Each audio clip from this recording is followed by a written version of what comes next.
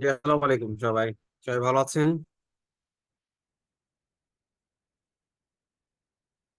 আমার পক্ষে শোনা যাচ্ছে? কেউ একজন রেসপন্স করেন তো প্লিজ। জি, শুনতে পাচ্ছি। স্যার শোনা যাচ্ছে স্যার।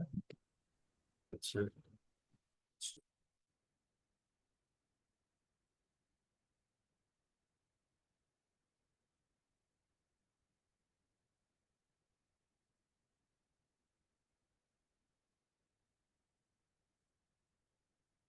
আপনাদের নেক্সট এক্সাম কবে? September sir. Sorry, September. September. হ্যাঁ স্যার। আগস্ট সেপ্টেম্বর, তার মানে মাঝখানে 1 মাস সময় আছে আপনাদের। রুটিন হ্যাঁ স্যার। দিয়েছে কি? না স্যার, এখনো দেয় নাই তো। দেয়নি।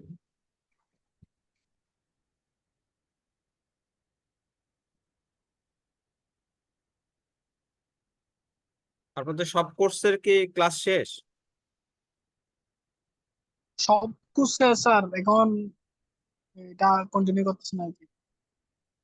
আচ্ছা, দেখ আমার ক্লাসটাও আজকে শেষ হয়ে যাবে। আজকে একটু 12তম ক্লাস। সো যে টার্গেট লাইন দিয়েছিল আর আশা করতেছি এর মধ্যে সবার করে ফেলছি। তো আজকে ক্লোজ করে দিব আমি।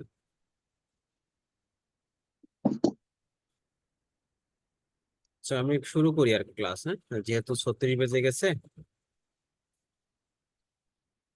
আজকে স্যার ক্লাস শেষে কিছু স্যার টিপস দিবেন, যেগুলো দিয়ে আচ্ছা আমাদের পড়ালেখার জন্য। আমরা তো সবাই নতুন প্রায় এখানে আচ্ছা আচ্ছা, লেভেলে। ঠিক আছে। ঠিক আছে, আমরা ক্লাস শেষ হওয়ার পরে, ফর্মাল ক্লাস শেষ হলে আমরা একটা ওপেন ডিসকাশন করবো আর কি, হ্যাঁ। জি স্যার।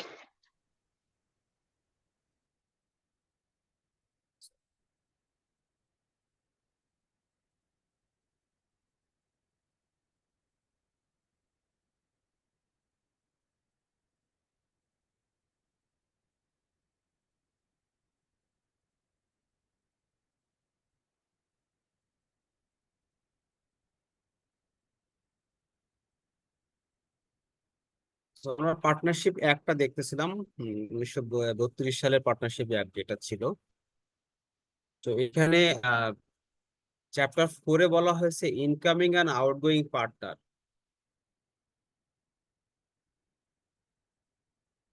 ইনকামিং আউটগোয়িং পার্টনার মানে কেউ যদি আসে, নতুন কোনো পার্টনার যদি এখানে যুক্ত হয়, বা কেউ যদি পার্টনার থেকে চলে যায় এখানে পার্টনারশিপ ফার্মের থেকে, তাহলে রুলসে কি বলা আছে, আমাদের আইনে কি বলা আছে, কিভাবে নতুন পার্টনার ইনক্লুড করতে পারবে, সেই কথাগুলো বলা হচ্ছে এখানে। ঠিক আছে।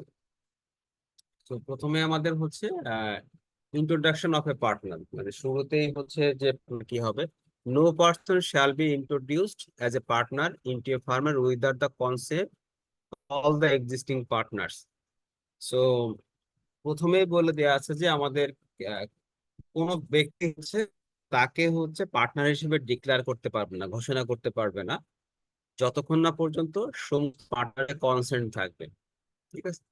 A partner who is introduced as a partner into a firm does not here become liable for any act of the firm done before he become a partner.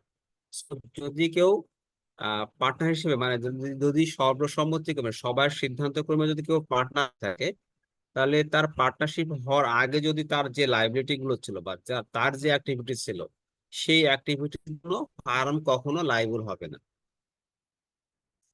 এবং এ বলেছে হচ্ছে this rule does not apply for a minor, মাইনরের ক্ষেত্রে এটা applicable হবে না। So নতুন পার্টনার যদি ইনক্লুড করা হয়, যেমন ধরেন আপনি সিএ ফার্মের কথা বলি, অনেক সময় সিএ ফার্মে কি হয়, ওরা তো পার্টনারশিপ, সবগুলো সিএ ফার্মই কিন্তু আপনার বলে না পার্টনার মারা গেছে, হ্যাঁ, তো সব মানে পার্টনারশিপ ফার্ম ওরা এস্টাবলিশ করে। অনেক ফার্ম যদি মারা যায়, অনেক ফার্মে যখন পার্টনার মারা যায়, তখন তারা যে চলে গেল, অথবা কেউ যদি ছেড়ে চলে যেতে চায় পার্টনারশিপ থেকে, তাহলে ওই শূন্য পদে কিন্তু একটা নতুন পার্টনার তারা ইনক্লুড করে। সেক্ষেত্রে এই রুলসটা মানে সবার সম্মতিক্রমে রেজুলেশন করে তারপরে একজন পার্টনারকে ইনক্লুড করতে হবে। আর যতক্ষণ না পর্যন্ত সবার কনসেন্টে সে ইনক্লুড না হচ্ছে, ততক্ষণ পর্যন্ত সে নিজেকে পার্টনার হিসেবে পরিচয় দিতে পারবে না। সেকেন্ড বলছে যে রিটায়ারমেন্ট অফ এ পার্টনার, যে কখন সে একটা পার্টনারশিপ দিয়ে রিটায়ারমেন্ট করতে পারে। সে a partner may retire with the consent of all other parties. তো সবার সাথে সম্মতিক্রমে জানিয়ে সে এখান থেকে পার্টনারশিপ থেকে চলে যেতে পারে। In accordance with an express agreement by the partner. Express agreement বলতে কি হচ্ছে, যদি লিখিত আকারে যদি কোনো এগ্রিমেন্ট করে থাকে, হ্যাঁ, সো সে লিখিত এগ্রিমেন্টের মাধ্যমে যে তাদের এক্সিট ক্লজ গুলো কি আছে, সো ক্লজে যদি যে clause গুলো আছে সেই ক্লজের আন্ডারে, লিখিত যে ক্লজ থাকে সেই ক্লজের আন্ডারে সে ফার্ম থেকে সে বের হয়ে যেতে পারে, হ্যাঁ, এক্সিট করতে পারে। তার আগের ক্লসে যে this rule does not apply for minor, এটার মিনিং কি? মাইনর বলতে হচ্ছে যে যে, নাবালক, আচ্ছা, নাবালকের ক্ষেত্রে অ্যাপ্লাই হবে না, কারণ নাবালক তো আপনার পার্টনারই হতে পারবে না, তাহলে তার জন্য তো অ্যাপ্লাই হওয়ার কোনো সুযোগ নেই। তাহলে এটা মাইনর বলতে কি তাই মিন করছে স্যার? হ্যাঁ, মাইনর বলতে তো মাইনর মনে হয় হু ইজ নট এজ অফ 18। ঠিক আছে।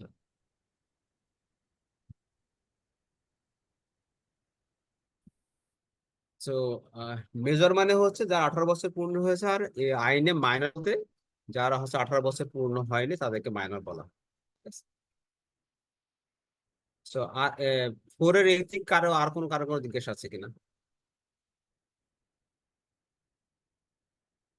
So, না থাকলে 4.2 তে যাচ্ছি। তারপরে এখানে রিটায়ারমেন্ট অফ পার্টনারের প্রথম আছে যদি সবার সম্মতিক্রমে কনসেন্ট নিয়ে একজন পার্টনার এক্সিট করতে পারে, অথবা এক্সপ্রেস এগ্রিমেন্ট। এক্সপ্রেস এগ্রিমেন্ট বলতে বলছে যদি রিটেন যে এক্সিট ক্লজটা থাকবে, কারণ আমরা বলছি যে পার্টনারশিপের টার্মস অ্যান্ড রিফারেন্সটা কি হবে, তাদের কন্ট্রাক্ট পেপারে যেমন হওয়া কথা। যেমন হতে পারে কি, পার্টনারশিপের প্রফিটটা ইকুয়ালি ডিস্ট্রিবিউট হতে পারে, 60-30-30 হতে পারে, তাই না? সরি, 60-30-90-10 হতে পারে। সো ডিপেন্ড করবে আমার এগ্রিমেন্টের মধ্যে প্রফিটটা কিভাবে দেওয়া আছে, ক্যাপিটাল কন্ট্রিবিউশনও তাই হতে পারে, ঠিক আছে?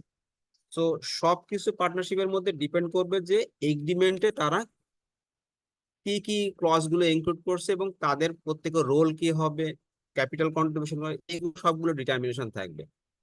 সো ডেফিনেটলি যখন পার্টনারশিপ করবে তখন তাদের একটা এক্সিট ক্লজ থাকবে, যে আমরা কি কি কারণে এই পার্টনারশিপটা বন্ধ হয়ে যেতে পারে, বা কেউ একজন চাইলে কোন কোন প্রেক্ষাপটে সে এই ফার্ম থেকে বের হয়ে যেতে পারে।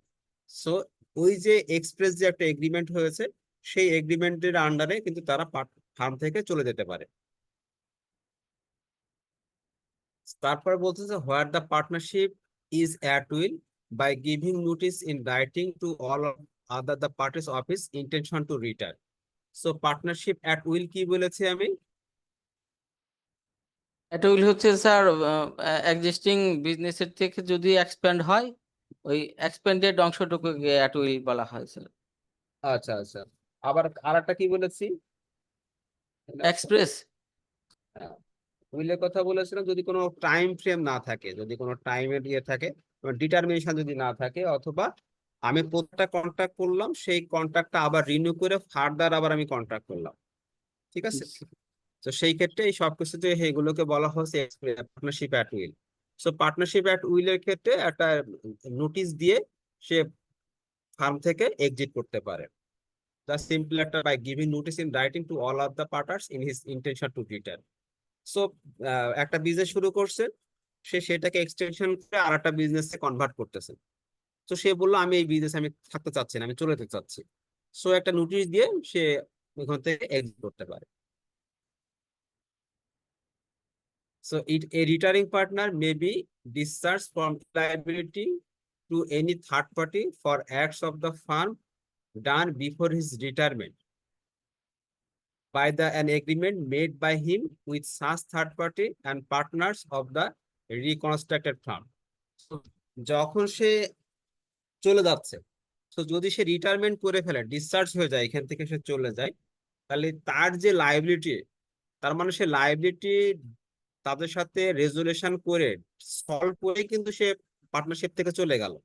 তো পার্টনারশিপে যখন সে বের হয়ে গেল, তার থাকার সময় যে লাইবিলিটি গুলো থাকবে সেটা তখন এক্সিস্টিং যে ফার্মের মেম্বার থাকবে তাদের উপরে ডিস্ট্রিবিউশন হয়ে যাবে, তাদের উপর বর্তাবে।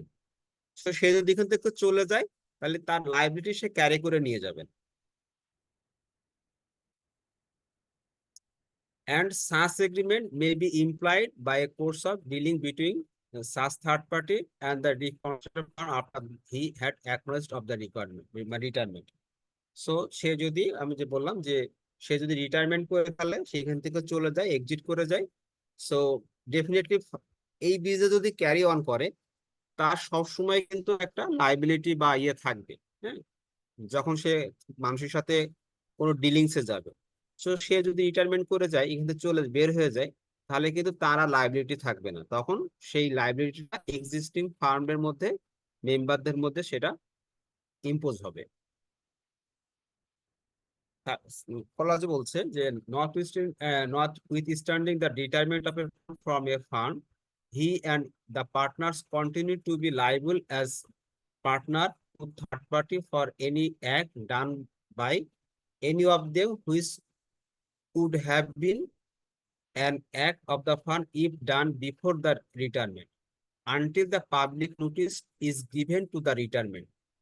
So বলতেছে যে সে যদি কোনো একটা ফার্ম থেকে চলে যায়, তাহলে চলে গেলে কি করতে হবে, আমাদেরকে একটা জেনারেল নোটিশ দিতে হবে। যে যেমন কি হয়, অনেক সময় দেখবেন যে বলে দেয় যে ইনি এই শাখায় আর নাই বা এই কোম্পানিতে আর কর্মরত নয়, প্রধান তার সাথে সমস্ত প্রকার আর্থিক লেনদেন থেকে বিরত থাকার জন্য বলে, তাই না, যদি এমন কোনো সিচুয়েশন হয়। সো যখন সে একটা ফার্মের থেকে চলে যায়, তো তাকে একটা জেনারেল নোটিশ দিতে হবে যে সে এই ফার্মের থেকে চলে গেছে। যদি না দিয়ে থাকে, এই নোটিশ দেওয়ার আগ পর্যন্ত যদি কোনো অ্যাক্টিভিটিস হয়, ফার্ম যদি না করে, তাহলে তার জন্য ওই সময় পিরিয়ডে, এই যে নোটিশ দেওয়ার আগ পর্যন্ত যদি কোনো লাইবিলিটি ক্রিয়েট হয়, তাহলে সেই লাইবিলিটির জন্য কিন্তু রিটায়ার্ড পার্টনারও কিন্তু লাইবল হবে। সো আপনাকে কি করতে হবে, যদি সে চলে যায়, ফার্ম থেকে চলে যায়, তাহলে একটা জেনারেল নোটিশ ইস্যু করতে হবে।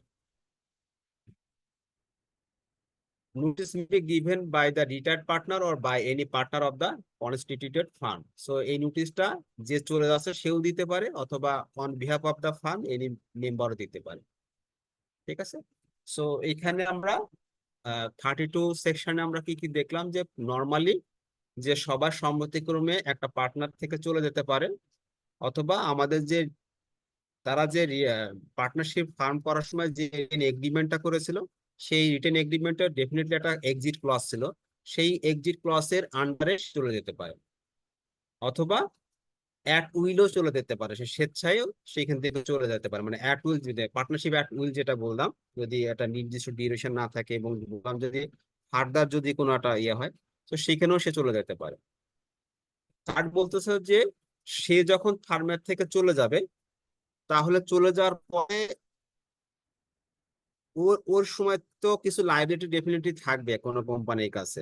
সো সে যখন পার্টনার ফার্ম থেকে চলে যাবে, তখন সমস্ত লাইবিলিটি বা ইয়েগুলো রিজলভ করেই দিয়ে কিন্তু সে চলে যাবে, কারণ রিটায়ারমেন্ট করার পরে তাকে আর লাইবল করা যাবে না। কিন্তু বলা হয়েছে সে যখন পার্টনারশিপ ফার্ম থেকে চলে যাওয়ার পর একটা জেনারেল নোটিশ দিতে হবে। সেই নোটিশটা সে রিটায়ারমেন্ট যে করতেছে সেও দিতে পারে, অথবা তার হয়ে যে কোনো পার্টনারও দিতে পারে। সো নোটিশের আগ পর্যন্ত যদি কোনো একটা লাইবিলিটি থাকে, লাইবিলিটি ক্রিয়েট হয়, সেই লাইবিলিটির জন্য রিটায়ার্ড পার্টনারও লাইবল হবে। সো আপনাকে যদি কোনো একটা পার্টনার চলে যায়, তাহলে ইমিডিয়েটলি কি করতে হবে, আপনাকে নোটিশ ইস্যু করতে হবে যে এই ভদ্রলোকটা এই ফার্মে আর নাই, ডিসকন্টিনিউ করছে। সো এইখানে কি কারো কোনো অ্যাম্বিগুইটি আছে কিনা?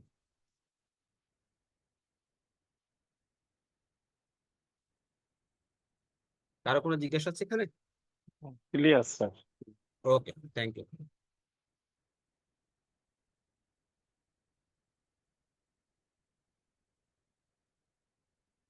এরপরে 4.3-তে বলা হয়েছে যে expulsion of a partner. Expulsion of a partner হচ্ছে কেউ যদি এখান থেকে এক্সপেলড হয় আর কি, মানে বহিষ্কার করা হয়। হ্যাঁ, পার্টনারকে বহিষ্কার কিভাবে কি a partner may be expelled from a firm if the following conditions are met. কখন এক্সপেল করা হবে, বলছে যে the contract of partnership contains a provision for expulsion under the certain circumstances. তো যখন আমার কন্ট্রাক্টটা হচ্ছে, পার্টনারশিপটা পুরোটা একটা কন্ট্রাক্টের উপরে। সো কন্ট্রাক্টে ডেফিনেটলি বলে দেওয়া থাকবে যে to do are not to do, আপনি কি করতে পারবেন এবং কি করতে পারবেন না, এইটা আপনার স্পষ্ট করে লেখা থাকবে। সো নট টু ডু যদি আপনি করেন আপনার এক কন্ট্রাক্টটা থাকা অবস্থায়, তাহলে সেই এই যে কন্ট্রাক্টের মানে এগেনস্টে, হ্যাঁ, কন্ট্রাক্টের এগেনস্টে আপনাকে এক্সপানশন করতে পারে, আপনাকে এক্সপেল করতে পারে ফার্ম থেকে। The expulsion is exercised by majority of the partners in good faith. So যখন আমার এই এক্সপালশনটা হবে, তখন কি হবে, majority of the partners in, মানে মানে এক্সারসাইজ যদি কোনো ডিসপুট হয় যে হ্যাঁ দুই একজন, পাঁচজন আছে, একজন তার পক্ষে আছে, যার এগেনস্টে এলিগেশন আসছে, একজন তার পক্ষে আছে এবং সে, তাহলে তারা দুজন হয়ে গেল।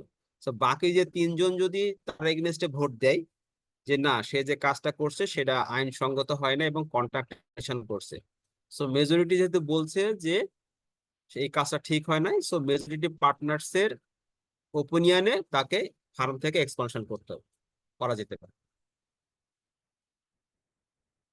তারপরে হচ্ছে যে partner has given a notice of expulsion for the charge against him and has been given the opportunity to answer the charge.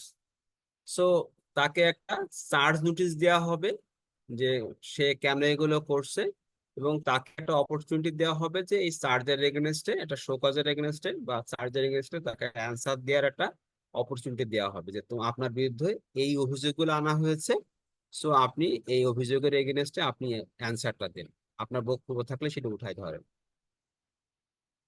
তার মানে সহজ কথা হচ্ছে যে এক্সপেল কখন হবে, যদি কন্ট্রাক্টের এগেনস্টে আমাদের কন্ট্রাক্টের যে নট টু ডু আছে, সেই নট টু ডু যদি করে সে কন্ট্রাক্ট থাকা অবস্থায়, পার্টনারশিপ থাকা অবস্থায়, তাহলে তাকে ফার্ম থেকে এক্সপেল করবে by the majority of the member.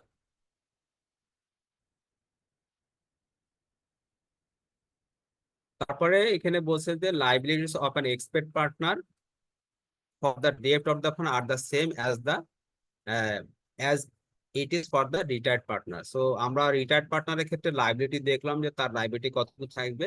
So liability, retired পার্টনারের যে লাইবিলিটি যেভাবে ভাগ হয়ে যাচ্ছে, যে যদি সে চলে যায় তাহলে সে লাইবল হবে না, যদি বলছে নোটিশ পিরিয়ড দেওয়ার আগে যদি কোনো লাইবিলিটি ক্রিয়েট হয় তাহলে 7 দিনের লাইবল হবে। সো ওখানে যে ক্লজটার কথা বলা হয়েছে সেম রুলসটা এখানে অ্যাপ্লিকেবল হবে।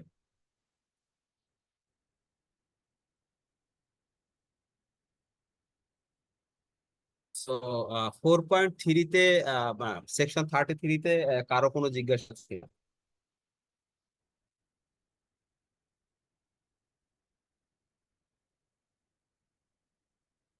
আচ্ছা, তাহলে যদি কারো জিজ্ঞাসা না থাকে,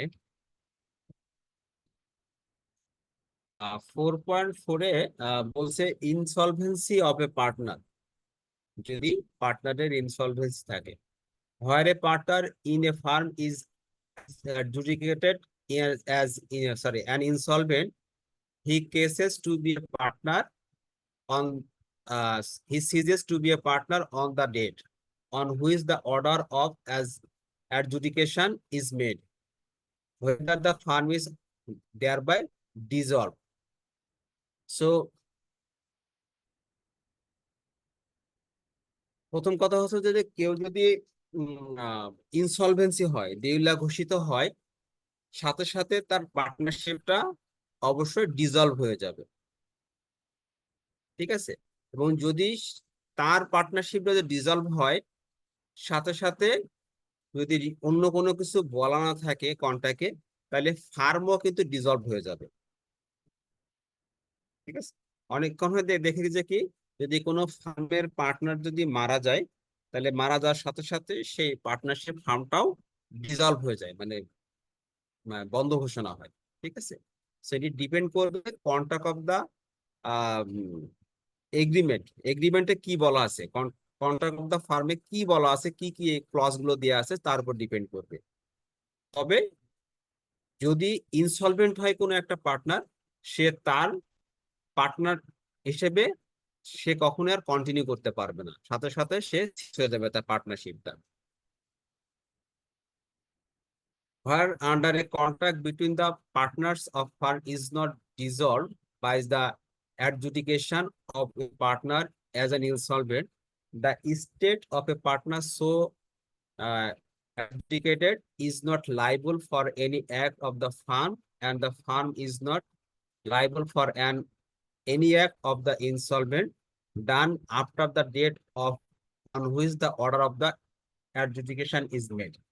So যদি যেহেতু বলতেছে যদি ফার্ম ডিজলভ না হয়, যদি ফার্ম যদি বন্ধ না হয়ে যায়, এই তার এই আহ চলে যাওয়ার পরে যদি ফার্ম যদি কন্টিনিউ করে, ঠিক আছে, সে চলে গেল কিন্তু ফার্ম তার কন্টিনিউ করতেছে, তার পার্টনারশিপটা চলে গেল, তাহলে তার চলে যাওয়ার পরে যদি কোনো লাইবিলিটি ক্রিয়েট হয়, সেই লাইবিলিটির জন্য ফার্ম কোনোভাবে দায়বদ্ধ হবে না।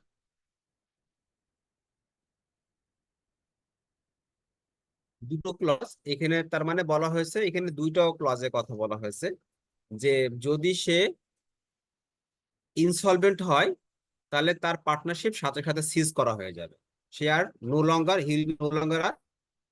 অ্যাজ এ পার্টনার, এবং সাথে সাথে কি ফার্মও ডিজলভ হয়ে যাবে, একটা হতে পারে। বাট যদি ফার্ম ডিজলভ না হয় তাহলে তার সেপারেশনের পরে সে ইনসলভেন্ট হওয়ার পরে যেহেতু তার পার্টনারশিপটা সিজেস হয়ে গেল, আর চলে যাওয়ার পরে যদি কোনো লাইবিলিটি ক্রিয়েট হয় ওই পার্টনারের সাথে, সেই লাইবিলিটির জন্য ফার্ম কখনো লাইবল হবে না।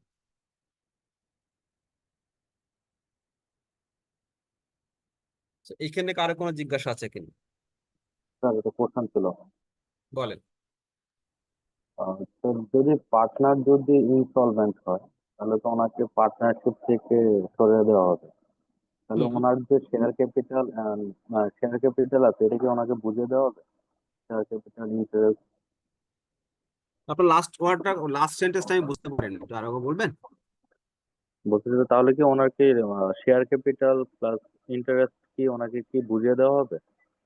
না, সেটা তো ডেফিনেটলি যদি তার ফার্মের সাথে যদি তার কোনো দায় দেনা থাকে, সে ইনসলভেন্ট হয়ে গেল, মানে ইনসলভেন্ট মানে কি, he is not capable to pay the debt, ঠিক আছে, সে তাই না, সে ব্যাংকের থেকে একটা লোন নিয়েছে, লোন নেওয়ার পরে সে ডিফল্ট হয়ে গেছে, তার মানে হি is not capable to pay the bank loan, তখন সে ইনসলভেন্ট হয়ে গেল। ইনসলভেন্ট, কিন্তু সে তো ব্যাংকের সাথে ইনসলভেন্ট হয়েছে, কিন্তু পার্টনারশিপ থেকে সে যদি কোনো বেনিফিট তার ডিউ থাকে, সে পার্টনারশিপ ফার্ম থেকে সেই বেনিফিট গুলো সে নিয়ে চলে যাবে, তার যদি কোনো পেবল থাকবে পার্টনার তাকে পেমেন্ট করে দিবে, ঠিক ওকে আছে, সো তাকে পার্সোনালি তাকে পেমেন্ট করে দিবে। এবার পার্টনারের যে চলে গেল, তার রেসপন্সিবিলিটি হচ্ছে সে যদি ব্যাংক থেকে টাকা পায় তাহলে ব্যাংকের টাকা পরিশোধ করা, এটা তার রেসপন্সিবিলিটি। আর ইনসলভেন্ট কি ব্যাংকের লোন তার তো পার্সোনাল লোন হতে পারে, সেই ক্ষেত্রে কি সেই পার্টনারশিপ বিজনেসে ইনসলভেন্ট হবে?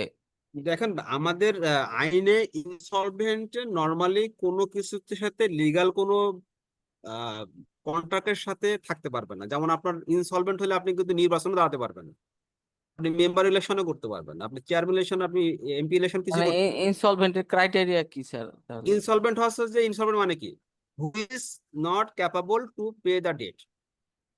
আপনি আপনি ব্যাংকের টাকা পরিশোধ করলেন না, তার মানে আপনাকে নোটিশ দেওয়া বলা হচ্ছে আপনি ব্যাংকের পরিশোধ করেন, আপনি ব্যাংকের টাকাটা পরিশোধ করতেছেন না, তার মানে কেউ তখন হচ্ছে আপনি আপনি ইনসলভেন্ট আপনাকে ঘোষণা করলে আপনাকে ক্লাসিফাই ইনসলভেন্ট তো ঘোষণা করবে কোর্ট। কোর্ট করবে। হ্যাঁ, কোর্টের মাধ্যমে যখন ঘোষণা হবে, কোর্ট তো যেসব প্রতিষ্ঠানের সাথে তার ইন্টারেস্ট জড়িত আছে হুম এইসব হুম প্রতিষ্ঠান বরাবর অবশ্যই কোর্ট তো একটা আদেশ জারি করবে যে ওনার হুম সমস্ত প্রপার্টি হস্তগত করে রাখা হোক। মানে চাইলেই ফ্রিজ করে রাখা হোক। হ্যাঁ হ্যাঁ, প্রতিষ্ঠান চাইলেই তো ওনাকে দিতে পারবে না। না, যদি তাদের কাছে ইয়ে থাকছে, ধরেন যে আপনার চিঠি আসে, তাহলে সে স্থগিত করে রাখবে, পেমেন্ট করতে পারবে না।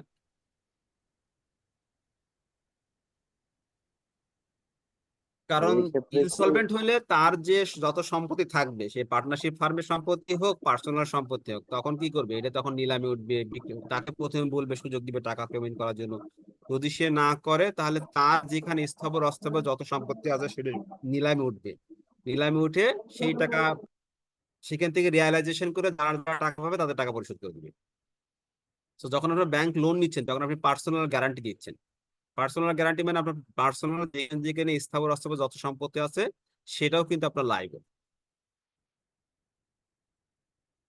সো যদি আপনার এটা না হয়ে যায় লিমিটেড লাইবিলিটি পার্টনারশিপ, আমরা একটা পড়েছিলাম কি লিমিটেড লাইবিলিটি পার্টনারশিপ, মানে আমি যতটুকু টাকা ইনভেস্টমেন্ট করছি অতটুকু টাকাই হচ্ছে আমার আমার জন্য লাইবিলিটি, তাই না? আচ্ছা, যেমন এদিকে স্যার একটা কোশ্চেন ছিল, যেটা হলো যদি কোনো পার্টনারের ইনসলভেন্সি হয় অথবা ব্যাংক থেকে উনি পার্সোনাল লোন নেয়, তাহলে স্যার ওনার যদি ফ্যামিলি মেম্বারদের নামে কোনো মানে অ্যাসেট থাকে, ওইটা থেকে কোনো ইম্প্যাক্ট আসবে? সরি আমি বুঝি না, আপনার কথাটা ক্লিয়ার আসতেছে না, আরেকবার বলবেন? স্যার এখন তো শোনা যাচ্ছে? এখন শোনা যাচ্ছে, হ্যাঁ বলেন আরেকবার। কোনো পার্টনার যদি মানে ব্যাংক থেকে ইনসলভেন্সি ঘোষণা হয়, হুম হুম। তাহলে আর মানে ফ্যামিলি মেম্বার অথবা ওয়াইফ অথবা ছেলে মেয়েদের নামে যদি কোনো অ্যাসেট থাকে, হুম সম্পত্তি হুম। থাকে, তাহলে কি ওইটা কি মানে এই এটার মধ্যে কি কোনো ইনক্লুড হবে, মানে ওনার না ওনার ইনসলভেন্সির মধ্যে? ছেলেও হবে না, কিন্তু যদি এখানে ব্যাংকের ক্ষেত্রে গ্যারান্টার থাকে, সো ঠিক গ্যারান্টার আছে। যদি ওনার মিসেস হয়ে থাকে তাহলে খুব সম্ভবত, আই এম নট শিওর এর ব্যাপারটা, যদি এখানে ব্যাংকের যদি কেউ থাকে একটু সাপ্লিমেন্ট করলে ভালো হয়। যেহেতু তো ওনার যদি মিসেস গ্যারান্টর হয় তাহলে গ্যারান্টরের অ্যাসেট কিন্তু লাইবল হবে, কিন্তু তার ছেলে কিন্তু গ্যারান্টর না।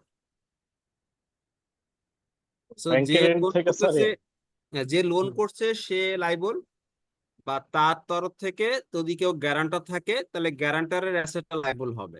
যেমন যদি আমি বলি, আমি পার্সোনালি না, যে আমি কোম্পানি ক্ষেত্রে আসি, কোম্পানিতে যখন আপনারা এই যে আমি যখন কোম্পানিতে কাজ করছি তখন হচ্ছে কি রিভার লোন নিচ্ছি বা অনেক অনেক টাকার লোন নেওয়া হয়েছে, তখন কোম্পানির যারা মালিক ছিল তারা কিন্তু সাথে সাথে পার্সোনাল আন্ডারটেকিং দিত, দিত না? যেখানে যারা ব্যাংকে আছে বলেন যে পার্সোনাল আন্ডারটেকিং দেয়।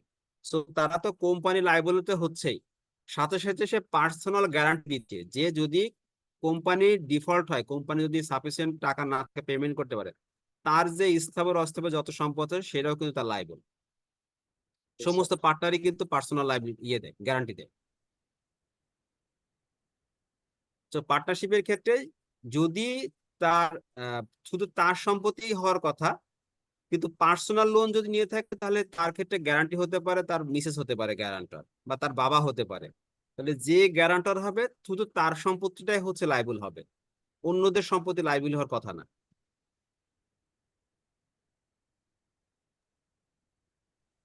ব্যাংকের ক্ষেত্রে হয় না স্যার।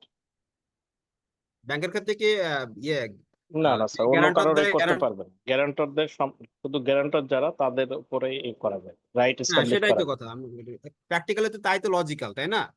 জি। আপনি পরিবার সবাই শুধুমাত্র সে এবং গ্যারান্টার দুইজনের সম্পত্তি দুইজনকে লাইবল করতে পারবে। গ্যারান্টার প্রথমত সে লাইবল, সে যদি না পে করে তাহলে তার গ্যারান্টার লাইবল হবে।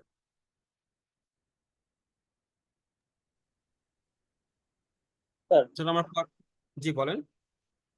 স্যার একটা প্রশ্ন ছিল স্যার, এই যে আমরা স্যার এখানে দেখলাম বলা আছে যে যদি যে পার্টনারটার ইনসলভেন্সি হবে সেক্ষেত্রে ওনার দ্বারা যদি কোনো লায়াবিলিটি ক্রিয়েট হয় সেটা উনি ইনসলভেন্সি হওয়ার পরবর্তীতে ফার্মার সেটা নিবে না। তো this is a the farm is not liable for any act of the insolvent. তো হুম। সেক্ষেত্রে পার্টনার হিসেবে যখন তারা কাজগুলো করতো সেই কাজের সময় যদি কোনো 30 লায়াবিলিটি সেকেন্ড হয়, সময় দিবেন একটুখানি দাও। যদি কখনো ওই কাজ করা অবস্থায় যদি একটা লাইবিলিটি ক্রিয়েট হয় এবং সেক্ষেত্রে যদি সে ইনসলভেন্ট হয়, তখন যদি ওই ফার্ম লাইবিলিটি না নেয় সেই লাইবিলিটিটা কিভাবে সেটেলমেন্ট হবে?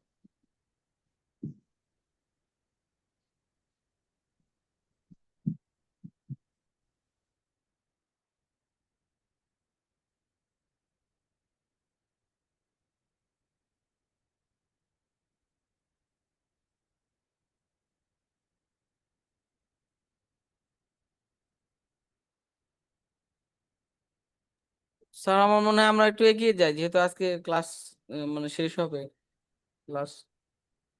আচ্ছা ক্লাস শেষ হবে, সমস্যা নাই। কি যেন বলছিলেন, একটু আর একবার কোশ্চেনটা করবেন? আমি একটু ওই যে ফ্যানের কারণে অনেক সময় একটু হচ্ছিল, ফ্যানটা বন্ধ স্যার করে আমি দিই। বলছিলাম যে স্যার আমরা যখন ইনসলভেন্সি অফ এ পার্টনার হচ্ছে একটা পার্টনার যখন ইনসলভেন্ট হয়ে যাচ্ছে তার আগে সে ফার্মে যে কাজগুলো করতো যার মাধ্যমে কোনো লাইবিলিটি ক্রিয়েট হতো, সেক্ষেত্রে সে ইনসলভেন্ট হয়ে যাওয়ার পরে যে লাইবিলিটি গুলো থাকে তখন আমরা এখানে করতেছিলাম যে the firm will not liable বা will not take any liability of the insolvent partner.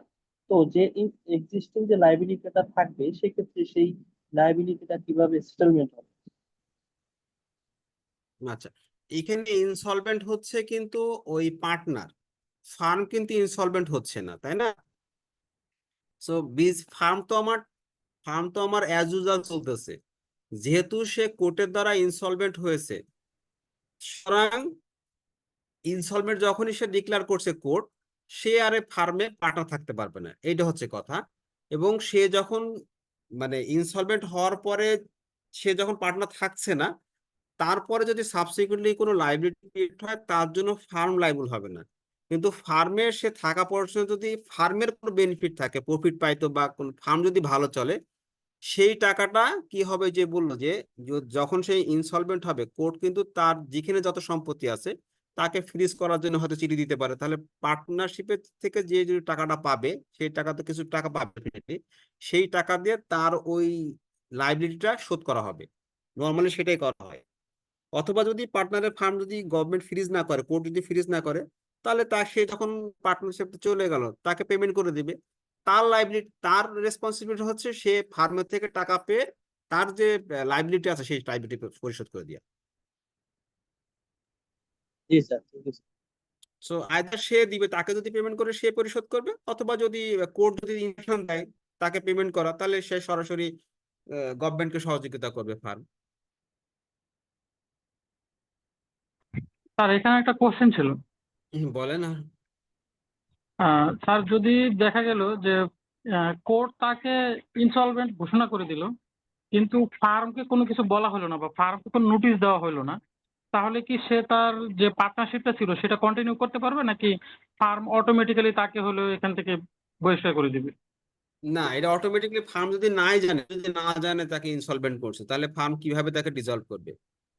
না না, মানে এমনিতে দেখা গেল জানতে মানে পারছে যে সে হচ্ছে হ্যাঁ, ইনসলভেন্ট জানছে হয়েছে। তো, যখন জানার সাথে সাথে সে তার পার্টনারশিপে থাকবে না, সোজা কথা।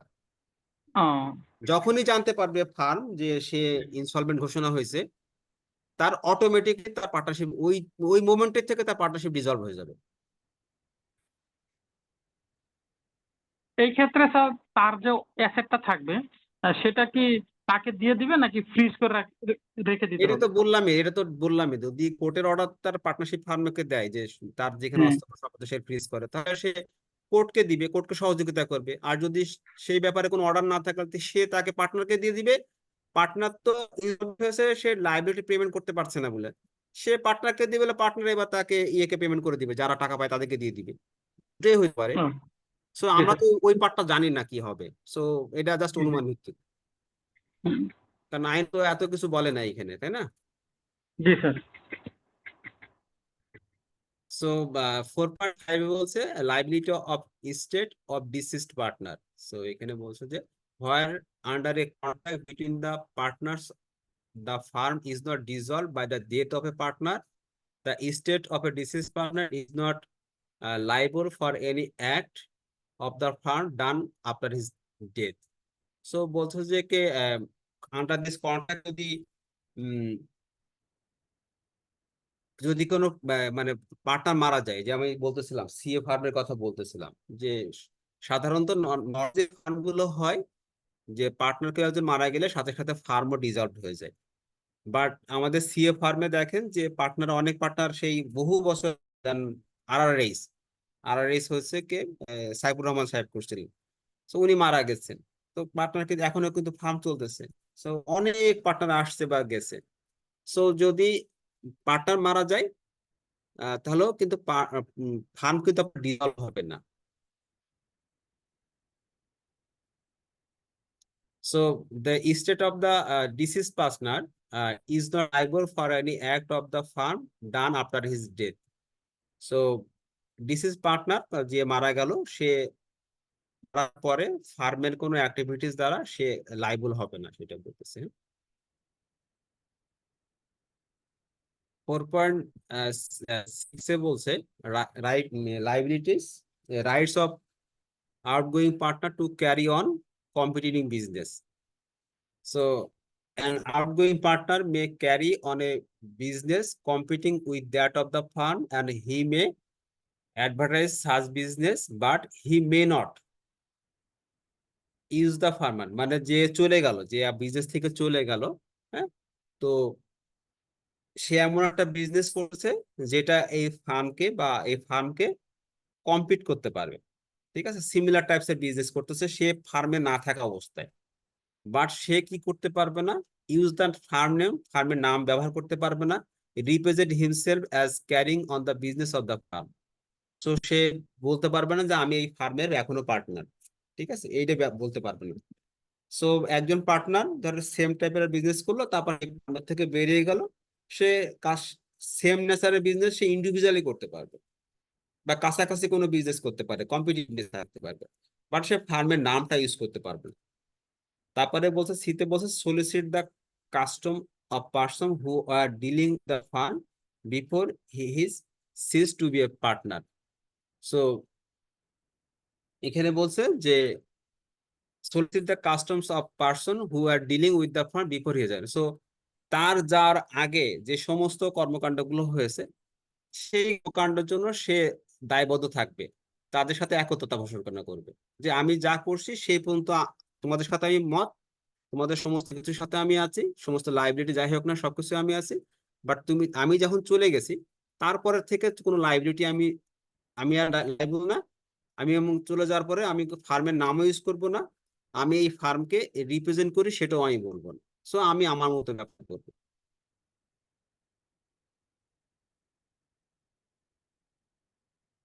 সো এখানে বলছে এ partner May make an agreement with his partner that on seizing to be a partner he will not carry on any business similar to that of the firm within a specified period or within specified local limits, and notwithstanding anything contained in section 27 of the Contract Act 1872, such agreement shall be valid if the restriction imposed are reasonable.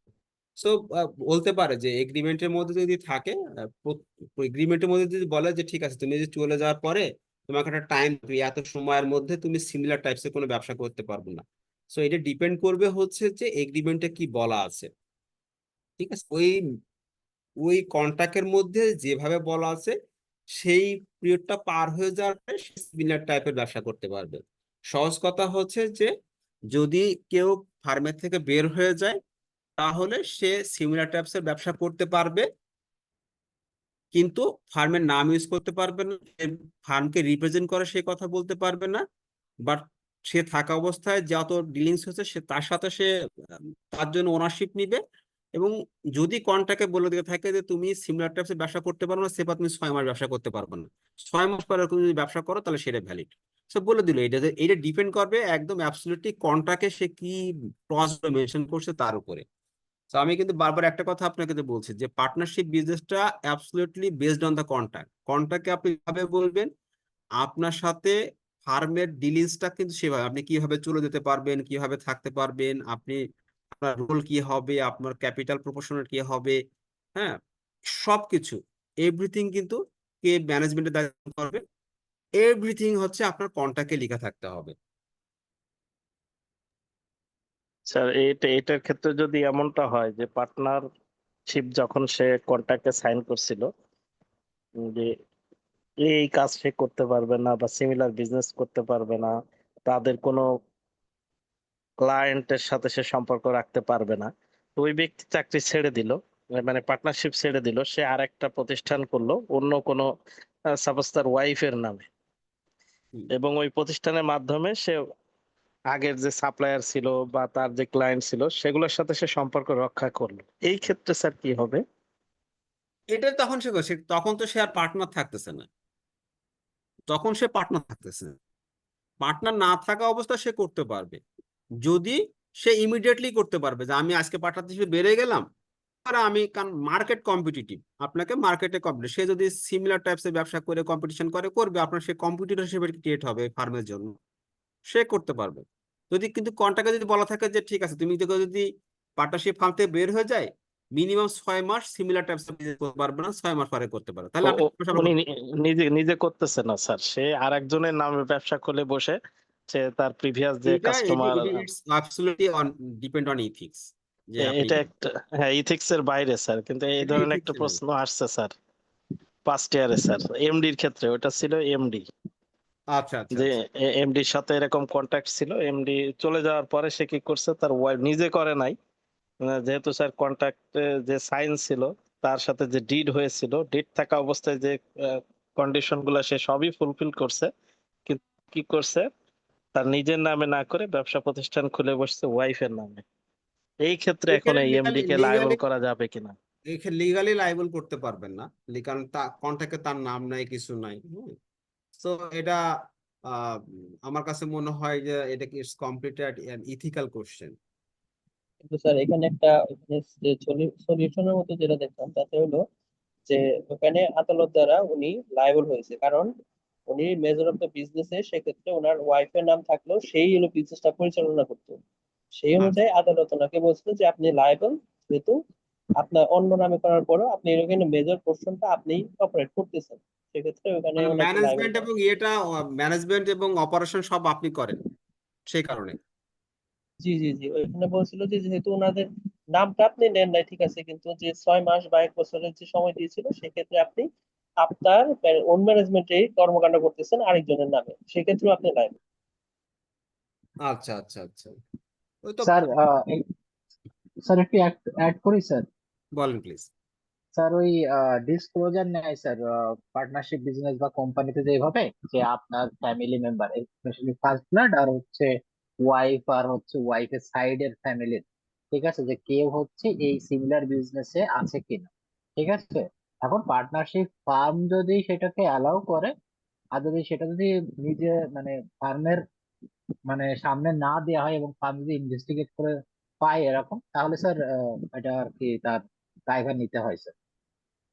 যেমন যদি ধরুন আপনি যেন contact করলেন, তখন আপনি বলে দিলেন যে আপনি সিমিলার টাইপস এর ব্যবসা আপনি অথবা আপনার পরিবার অথবা আপনার নামে কারোর নামে সিমিলার টাইপস অফ ব্যবসা করতে পারবেন না। আপনি যদি বলে দেন নিজে, আপনার পরিবার, আপনার আত্মীয়র নামে এই ব্যবসার সাথে কম্পিট করে, কন্ট্রাডিক্ট করে, সিমিলার টাইপস এর কোনো ব্যবসা আপনি করতে পারবেন না।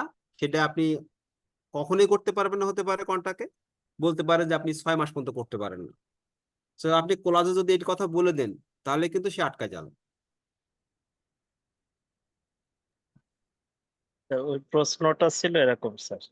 হ্যাঁ, ওইটা মানে আমি বললাম তো, এটা সম্পূর্ণ ডিপেন্ড করে হচ্ছে যে মানে ওনার শুধু পার্সোনাল স্যার, এটা শুধু পার্সোনাল, যে আপনাকে এমডি হিসেবে নিয়োগ করা হলো, আপনি এমডি যতদিন থাকবেন এই প্রতিষ্ঠান থেকে, এমডি হওয়ার মানে ছেড়ে দেওয়ার পরে, এমডি পোস্ট চলে যাওয়ার পরে আপনি কোনো প্রকার এই বিজনেস রিলেটেড কোনো বিজনেসে ইনভলভ হতে পারবেন না।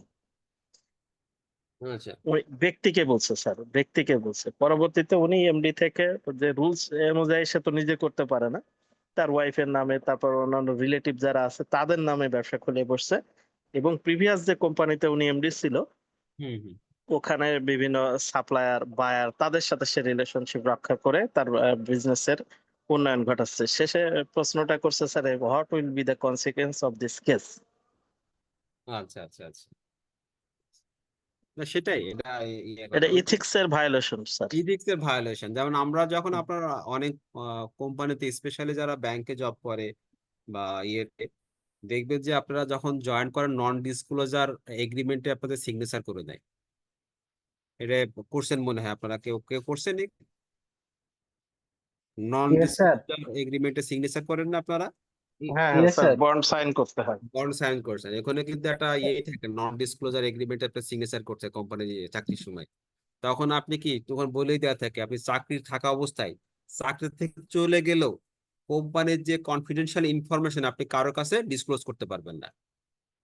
শুধু বলে না যে আপনি চাকরি যতদিন করবেন ততদিন, সেটা কথা কিন্তু বলে না, বলে দেয় যে আপনি চাকরি থাকা অবস্থায় বা চাকরি থেকে চলে গেলেও কোম্পানির জন্য যে কোনো price sensitive information, confidential information, সেগুলো আপনি কারোর সাথে ডিসক্লোজ করতে পারবেন না। এগুলো কিন্তু আবার নন ক্লোজার এগ্রিমেন্ট করাই লাগে। সেটা কিন্তু একেবারে ঠিক না যে আপনি যতদিন চাকরি করবেন ততদিন বলতে পারেন না। স্যার একটু কথা ছিল। কি বল? আহ, এখন হলো স্যার সেটা ঠিক আছে যে হচ্ছে এটা এই কোম্পানির কোনো ইনফরমেশন শেয়ার করতে পারবো না, কিন্তু আমাকে কি এই কন্ট্রাক্টে সাইন করাতে পারবে যে আমি হচ্ছে এরকম চাকরি আর কোথাও করতে পারবো না? না, এরকম করার তো কোনো সুযোগই নেই। তাইলে ওনার তো কথাটা ওরকম ছিল না কোশ্চেন, যে এইখানে সে এমডি হিসাবে জয়েন করছে, বলা হয়েছে যে সিমিলার টাইপের অর্গানাইজেশন সে আর এমডি হইতে পারবে না। তাহলে তো স্যার এই তো কন্ট্রাক্টটাই তো আমার কাছে কেমন যেন ভায়োলেট মনে হচ্ছে। কারণ সে তো পার্টনার না, সে তো এমডি। হ্যাঁ, তাহলে সে তো এমডি এমডি ফ্যাসিলিটি পজিশন পাইতে চলে থেকে যেতে পারে। এমপ্লয়ার তো আমি ইয়েতে আছি, এক কোম্পানিতে আছি আমি, এখান থেকে চাকরি ছেড়ে দিয়ে সিমিলার টাইপ ব্যবসা করতেছে, এটা তো হাজার হাজার হচ্ছে। জি স্পেশালি স্যার। আপনি কনস্ট্রাকশন কোম্পানি দেখেন, বাংলাদেশে এখন যারা কনস্ট্রাকশন কোম্পানি, ছোটখাটো যত কোম্পানি আছে, তারা কোনো না কোনো সময় আগে কোনো একটা কোম্পানিতে চাকরি করতো। স্যার এটা ইস্যু যে ওই ভাই যেটা বললো যে আসলে ডিটটাই কি ঠিক আছে কিনা, জি অবৈধ স্যার, ডিট ওই কিনা।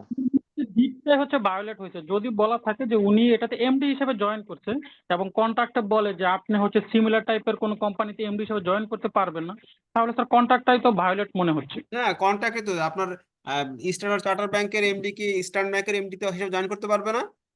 সেটাই তো কথা। পারবে স্যার, যদি স্যার এসসিবি তে মানে যদি মানে রিজাইন করে তাহলে পারবে।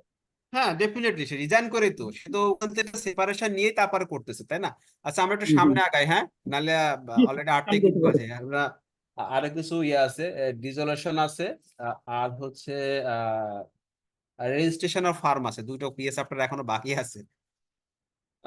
তো রাইটস অফ আউটগোয়িং পার্টনার, এটা এখানে ইয়ে হচ্ছে, rights of outgoing partner in certain cases to share subsequent profit. So যদি সাবসিকুয়েন্ট প্রফিট হয়, তাহলে আউটগোয়িং পার্টনারের ক্ষেত্রে রাইটটা কি থাকবে? সো এখানে বলতে, where any member of a firm he died or ceases to be a partner, সে যদি মারা যায় অথবা তার যদি পার্টনারশিপ সিজেস করা হয়, the surviving or continuing partner carry on the business of the firm with the property of the firm without any final settlement of account. Then, in the absence of a contract to the contrary, the outgoing partner or his estate is entitled at the option of himself or his repository to such share of the profit made since he ceased to be a partner, as may be attributed to the use of his share of the property of the firm or interest at the rate of 6% per annum on the amount of his share in the property of the firm. একদম সহজ কথায় বলি, যদি কেউ partner মারা যায় বা চলে যায়, তো তার কি হবে? তার কিন্তু সেটেলমেন্ট করতে হবে। তো সেটেলমেন্ট করার আগে তার যে সম্পত্তিটা রয়ে গেল, তাই না, সেই সম্পত্তি তো তার ফার্ম ইউজ করতেছে, সেই ফার্মে ইউজ করে যদি কোনো প্রফিট হয়, সেই প্রফিটের পোর্শন অবশ্যই ওই যে ডিসিজড পার্টনার যে চলে গেল, যে মারা গেল বা যে চলে গেল, সে সেই প্রফিটের অংশটা পাবে। কারণ তার তো ফাইনাল সেটেলমেন্টটা করা হয় না, তাকে হিসাবটা বোঝাই দেয় না, তার মানে তার অ্যাসেটটা তো রয়ে গেছে, আপনি ইউজ করতেছেন ফার্ম, অথবা তাকে 6% হারে ইন্টারেস্ট দিতে হবে, যত অ্যামাউন্ট থাকবে পারে না।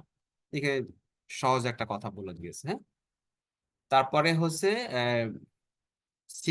4.8 বলছে revocation of continue guarantee by change in farm.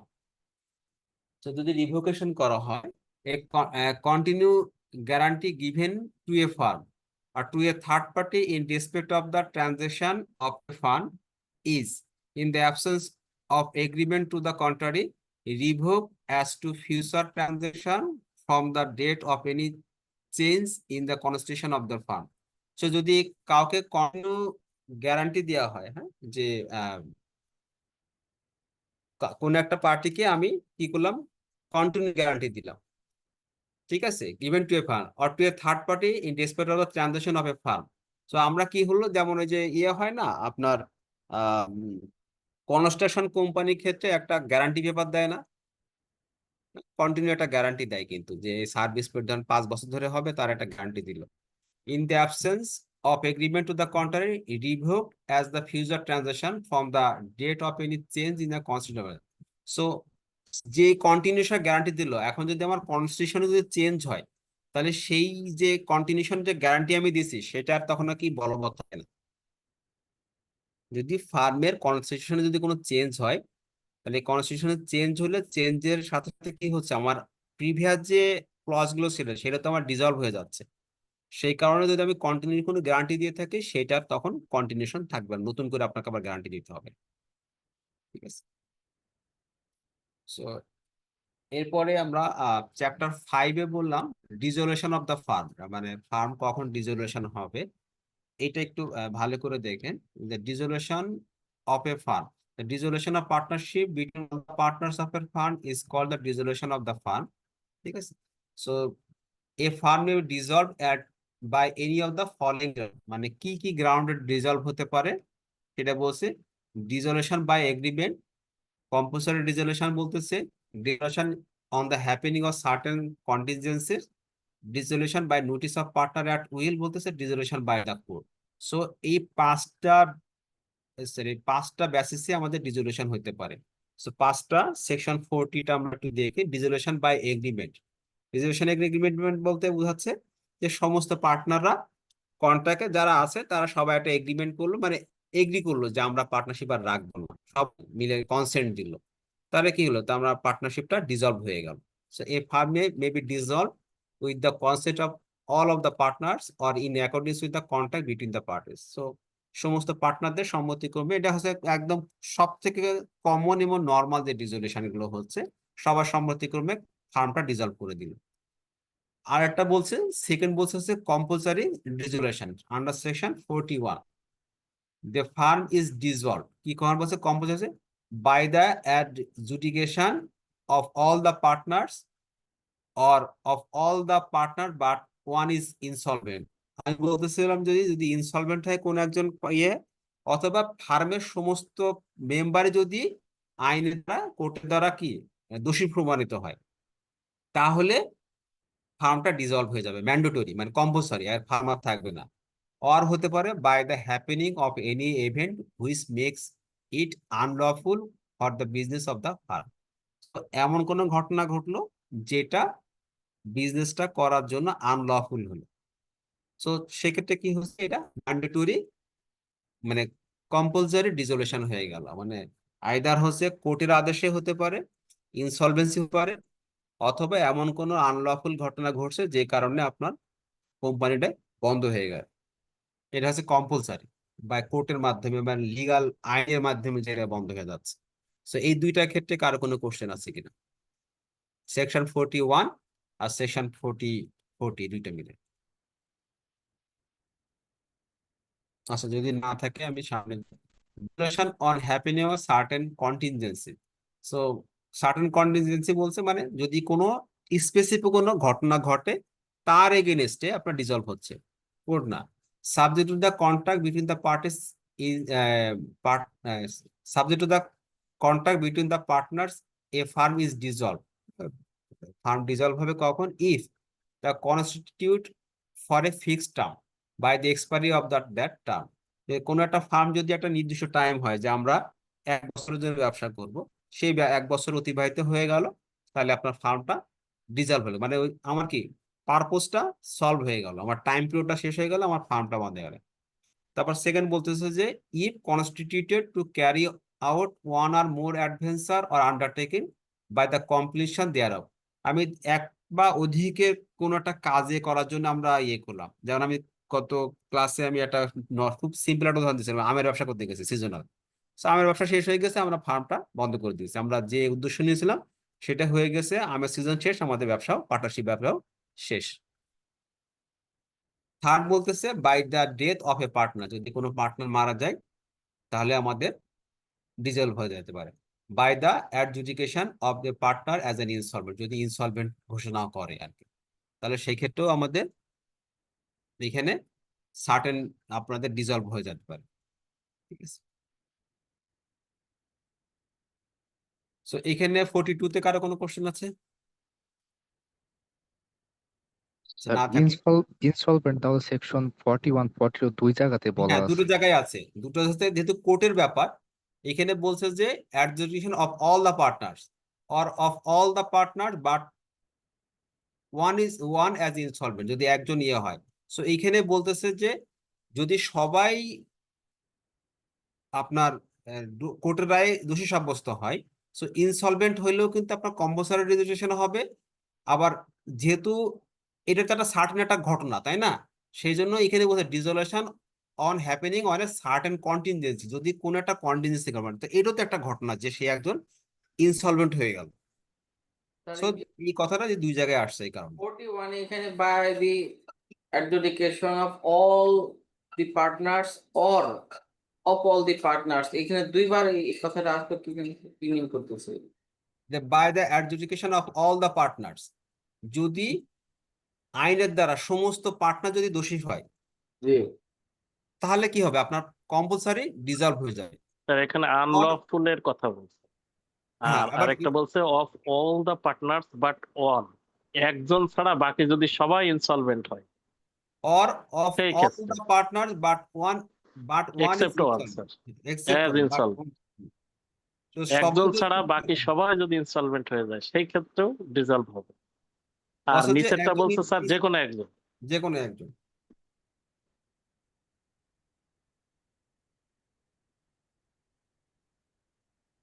So sir জি বলেন। 42 তে যে বলছে যে কোনো একজন যদি ইনসলভেন্ট হয় তাহলে কি স্যার ফার্ম বন্ধ হয়ে যাবে? কিন্তু আমরা যে স্যার আগে যেটা দেখলাম যে সেখানে এটা বলা এটা ছিল যে এটা কোনো। বলতেছে যে আপনার, আমি আগেই বলছি যে যদি সাধারণত যদি কোনো পার্টনার হয় তার পার্টনারশিপটা কি সিরিয়াস হয়ে যায় না, সেটা পার্টনারশিপ থাকতে পারবে। সো যদি এখানে ইয়ে আছে যে আপনার কন্টাকে কি বলা আছে, যদি হ্যাঁ সে চলে গেল কিন্তু ফার্ম ফার্ম হচ্ছে আপনার কন্টিনিউ করতে পারে, ঠিক আছে? ফার্ম হুম। কিন্তু কন্টিনিউ করতে পারে।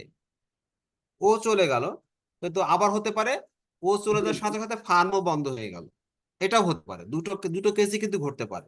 তাহলে তো এক্ষেত্রে কন্ট্রাক্টে উল্লেখ থাকা লাগবে যে কেউ যদি একজন ইনসলভেন্ট হয় তাহলে ফার্ম বন্ধ হয়ে যাবে এরকম। হ্যাঁ, এটা এটা এটা বলা থাকবে আপনার। সো এখানে কিন্তু মানে ডেথও কিন্তু একটা কিছু কিছু ক্ষেত্রে আমি বলছি পার্টনারশিপের যে কেউ যদি মারা যায় তাহলে ফার্ম বন্ধ হয়ে যায়, সাধারণত এটা নর্মাল কেস। কিন্তু হুম। যদি ক্লজে বলা থাকে যে কেউ যদি মারা যায় তাহলে তার যে লাইবিলিটি বা অ্যাসেট যেগুলো আছে, যে অ্যাসেট যে সম্পত্তিগুলো, সেগুলো তাকে দিয়ে দেওয়া হবে, দিয়ে ওর এগেনস্টে একজন পার্টনার নিয়ে নেওয়া হবে, অথবা এক্সিস্টিং পার্টনার ক্যারি অন করবে নতুন ইয়ে করে, যেটা আপনার জি স্যার, সিএফ বুঝতে পেরেছি। হচ্ছে হচ্ছে না। জি তারপরে হচ্ছে dissolution by notice of partnership at will. So partnership at উইলটা আমরা দেখলাম যে where the partnership is at will, their firm may be dissolved by any partner giving notice in writing to all of other partners of his intention to dissolve the firm. আমরা কি বলছেন যে যে যখন পার্টনারশিপ অ্যাট উইল হয়, সে একটা লিখিত notice দিয়ে সে কি করতে পারে, ফার্মটা ডিসলভ করে দিতে পারে, ঠিক আছে? The firm is dissolved as from the date mentioned in the notice as the date of dissolution. If no date is mentioned as the form the date of communication of the deed. So যে ডেটটা দেয়া থাকবে, কবে থেকে বন্ধ থাকবে নোটিশে বললে সেই ডেট থেকে, যদি ডেট না থাকে তবে যেদিন সে চিঠি দিচ্ছে, নোটিশটা ইস্যু করতেছে, সেই ডেট থেকে ফার্মটা ডিসলভ হয়ে যাবে। তারপরে হচ্ছে ডিসলিউশন বাই দ্য কোর্ট, যদি কোর্টের মাধ্যমে at the suit of a partner, the court may dissolve a firm on any of the following grounds, namely, কোর্টের মাধ্যমে যেতে a partner become of unsound mind, যদি সে আহ, পাগল হয় আর কি, যেটা বোঝা আনসাউন্ড মাইন্ড যদি হয়।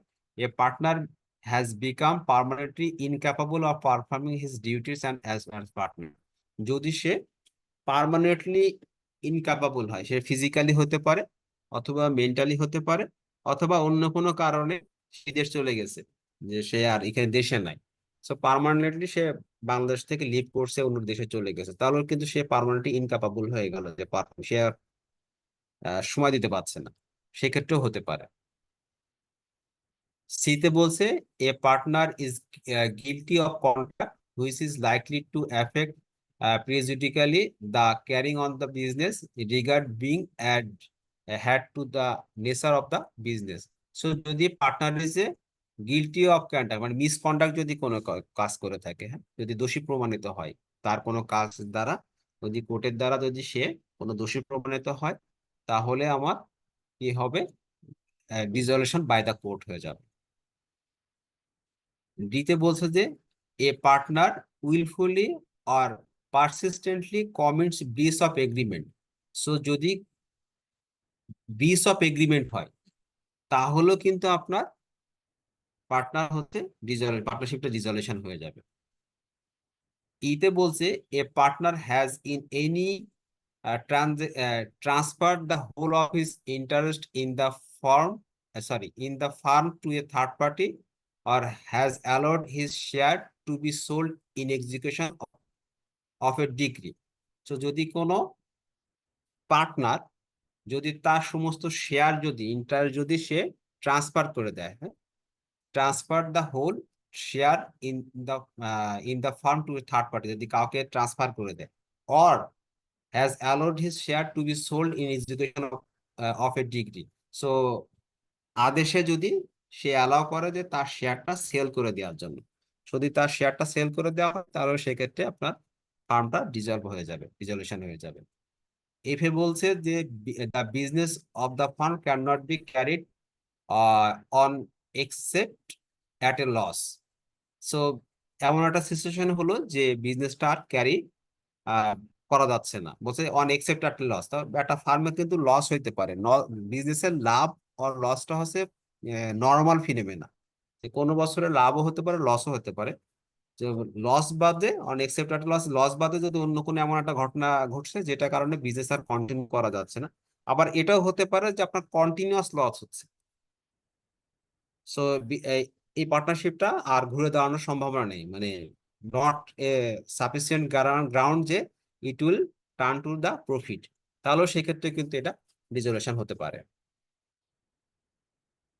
জিতে বলছে on any other ground which renders is just and equitable that the fund should be dissolve. So যদি আরো কোনো গ্রাউন্ড থাকে, যেটা আমি যে কথাটা এফে বললাম যে লসটা হচ্ছে বাট কন্টিনিউয়াস লস হচ্ছে, যে এত পরিমাণ অ্যাকুমুলেটেড লস হয়ে গেছে যেটা আর ঘুরে দাঁড়ানোর সম্ভাবনা নেই, তারা আর কন্টিনিউশন করতে চাচ্ছে না, তাহলে সেই ক্ষেত্রে কিন্তু আর আপনার পার্টনারটা ডিসলভ হয়ে যাবে। সো এই পর্যন্ত কারো কোনো কোশ্চেন আছে কিনা?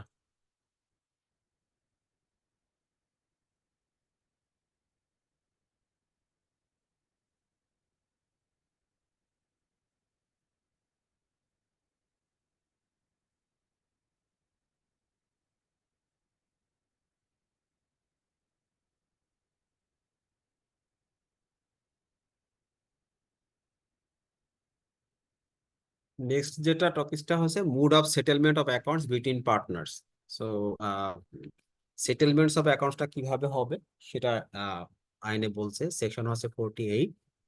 In settling the accounts of a fund after dissolution, the following rules shall, subject to agreement by the partner, be observed. একটা হচ্ছে কি বলছে, যখন আমার হচ্ছে তখন কি কি রুলসটা ফলো করতে হবে। এ বলছে losses included deficiency of capital shall be paid first out of profit, next out of capital, and lastly, if necessary, by partners individually in proportion in which they were entitled to share profit. So প্রথমে আমাদের কোনটা আমি পরিশোধ করে দেবো যখন আমার ফার্মটা বন্ধ হচ্ছে। সো প্রফিটে যে টাকাটা থাকবে, যে আমাদের অ্যাকুমুলেটেড প্রফিট থাকবে প্রিভিয়াস ইয়ারে, প্রথমে হচ্ছে যদি কোনো লস হয়, হ্যাঁ, ইনক্লুডিং ডেফিসিয়েন্সি অফ ক্যাপিটাল যে শর্টেজটা থাকবে, সেই শর্টেজটা আমরা আউট অফ প্রফিট, প্রিভিয়াস ইয়ারের আউট অফ প্রফিট থেকে আমরা প্রথমেই পেমেন্ট করে দিব।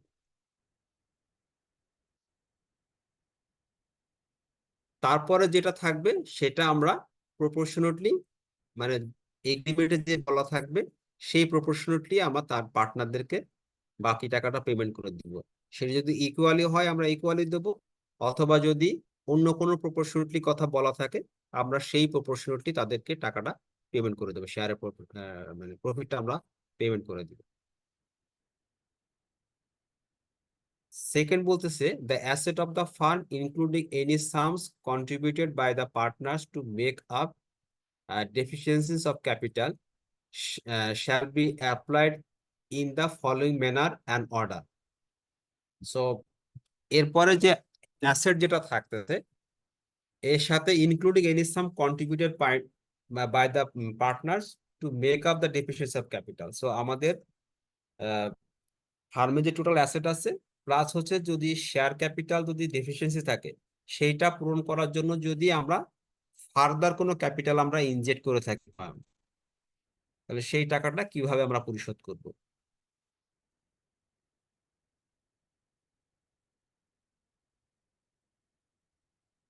তো প্রথমে আমরা কি করব, সেই টাকাটা in paying the debts of the firm to third party. প্রথমে আমাদের যে টাকাটা থাকছে এই যে অ্যাসেট থাকতেছে এবং যে ডেফিসিয়েন্সি টাকা থাকছে, in paying the debts of the firm to third party. প্রথমে আমরা কি থার্ড পার্টি কোনো ডেট যদি থাকে সেটা আমরা প্রথমে পরিশোধ করে দিব, ঠিক আছে। তারপরে বলতেছে যে আমরা থার্ড পার্টি মানে ক্রেডিটর্স যারা থাকবে তাদেরকে পেমেন্ট করে দেওয়ার পরে in paying to each partner ratably with what is due to him from the firm for advances as distinguished from capital। এরপরে যদি পার্টনাররা যে ইয়ে দিয়ে মানে অ্যাডভান্স যেটা পরিশোধ করছে, যদি কোনো লোন টোন নিয়ে থাকে, হ্যাঁ,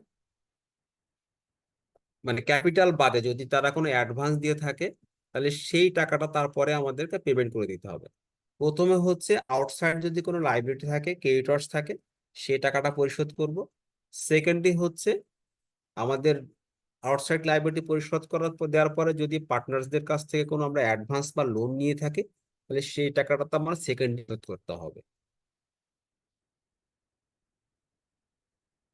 থার্ড বলতেছে in paying to each partners relatively what is in due to him on the account of the capital। So যদি এইটা পেমেন্ট করা যদি যে পোর্শনটা বাকি থাকে সেটা আমরা রেটেবলি মানে প্রপোর্শনেটলি আমরা পার্টনারদের মধ্যে পেমেন্ট করে দিব। রেসিডিউ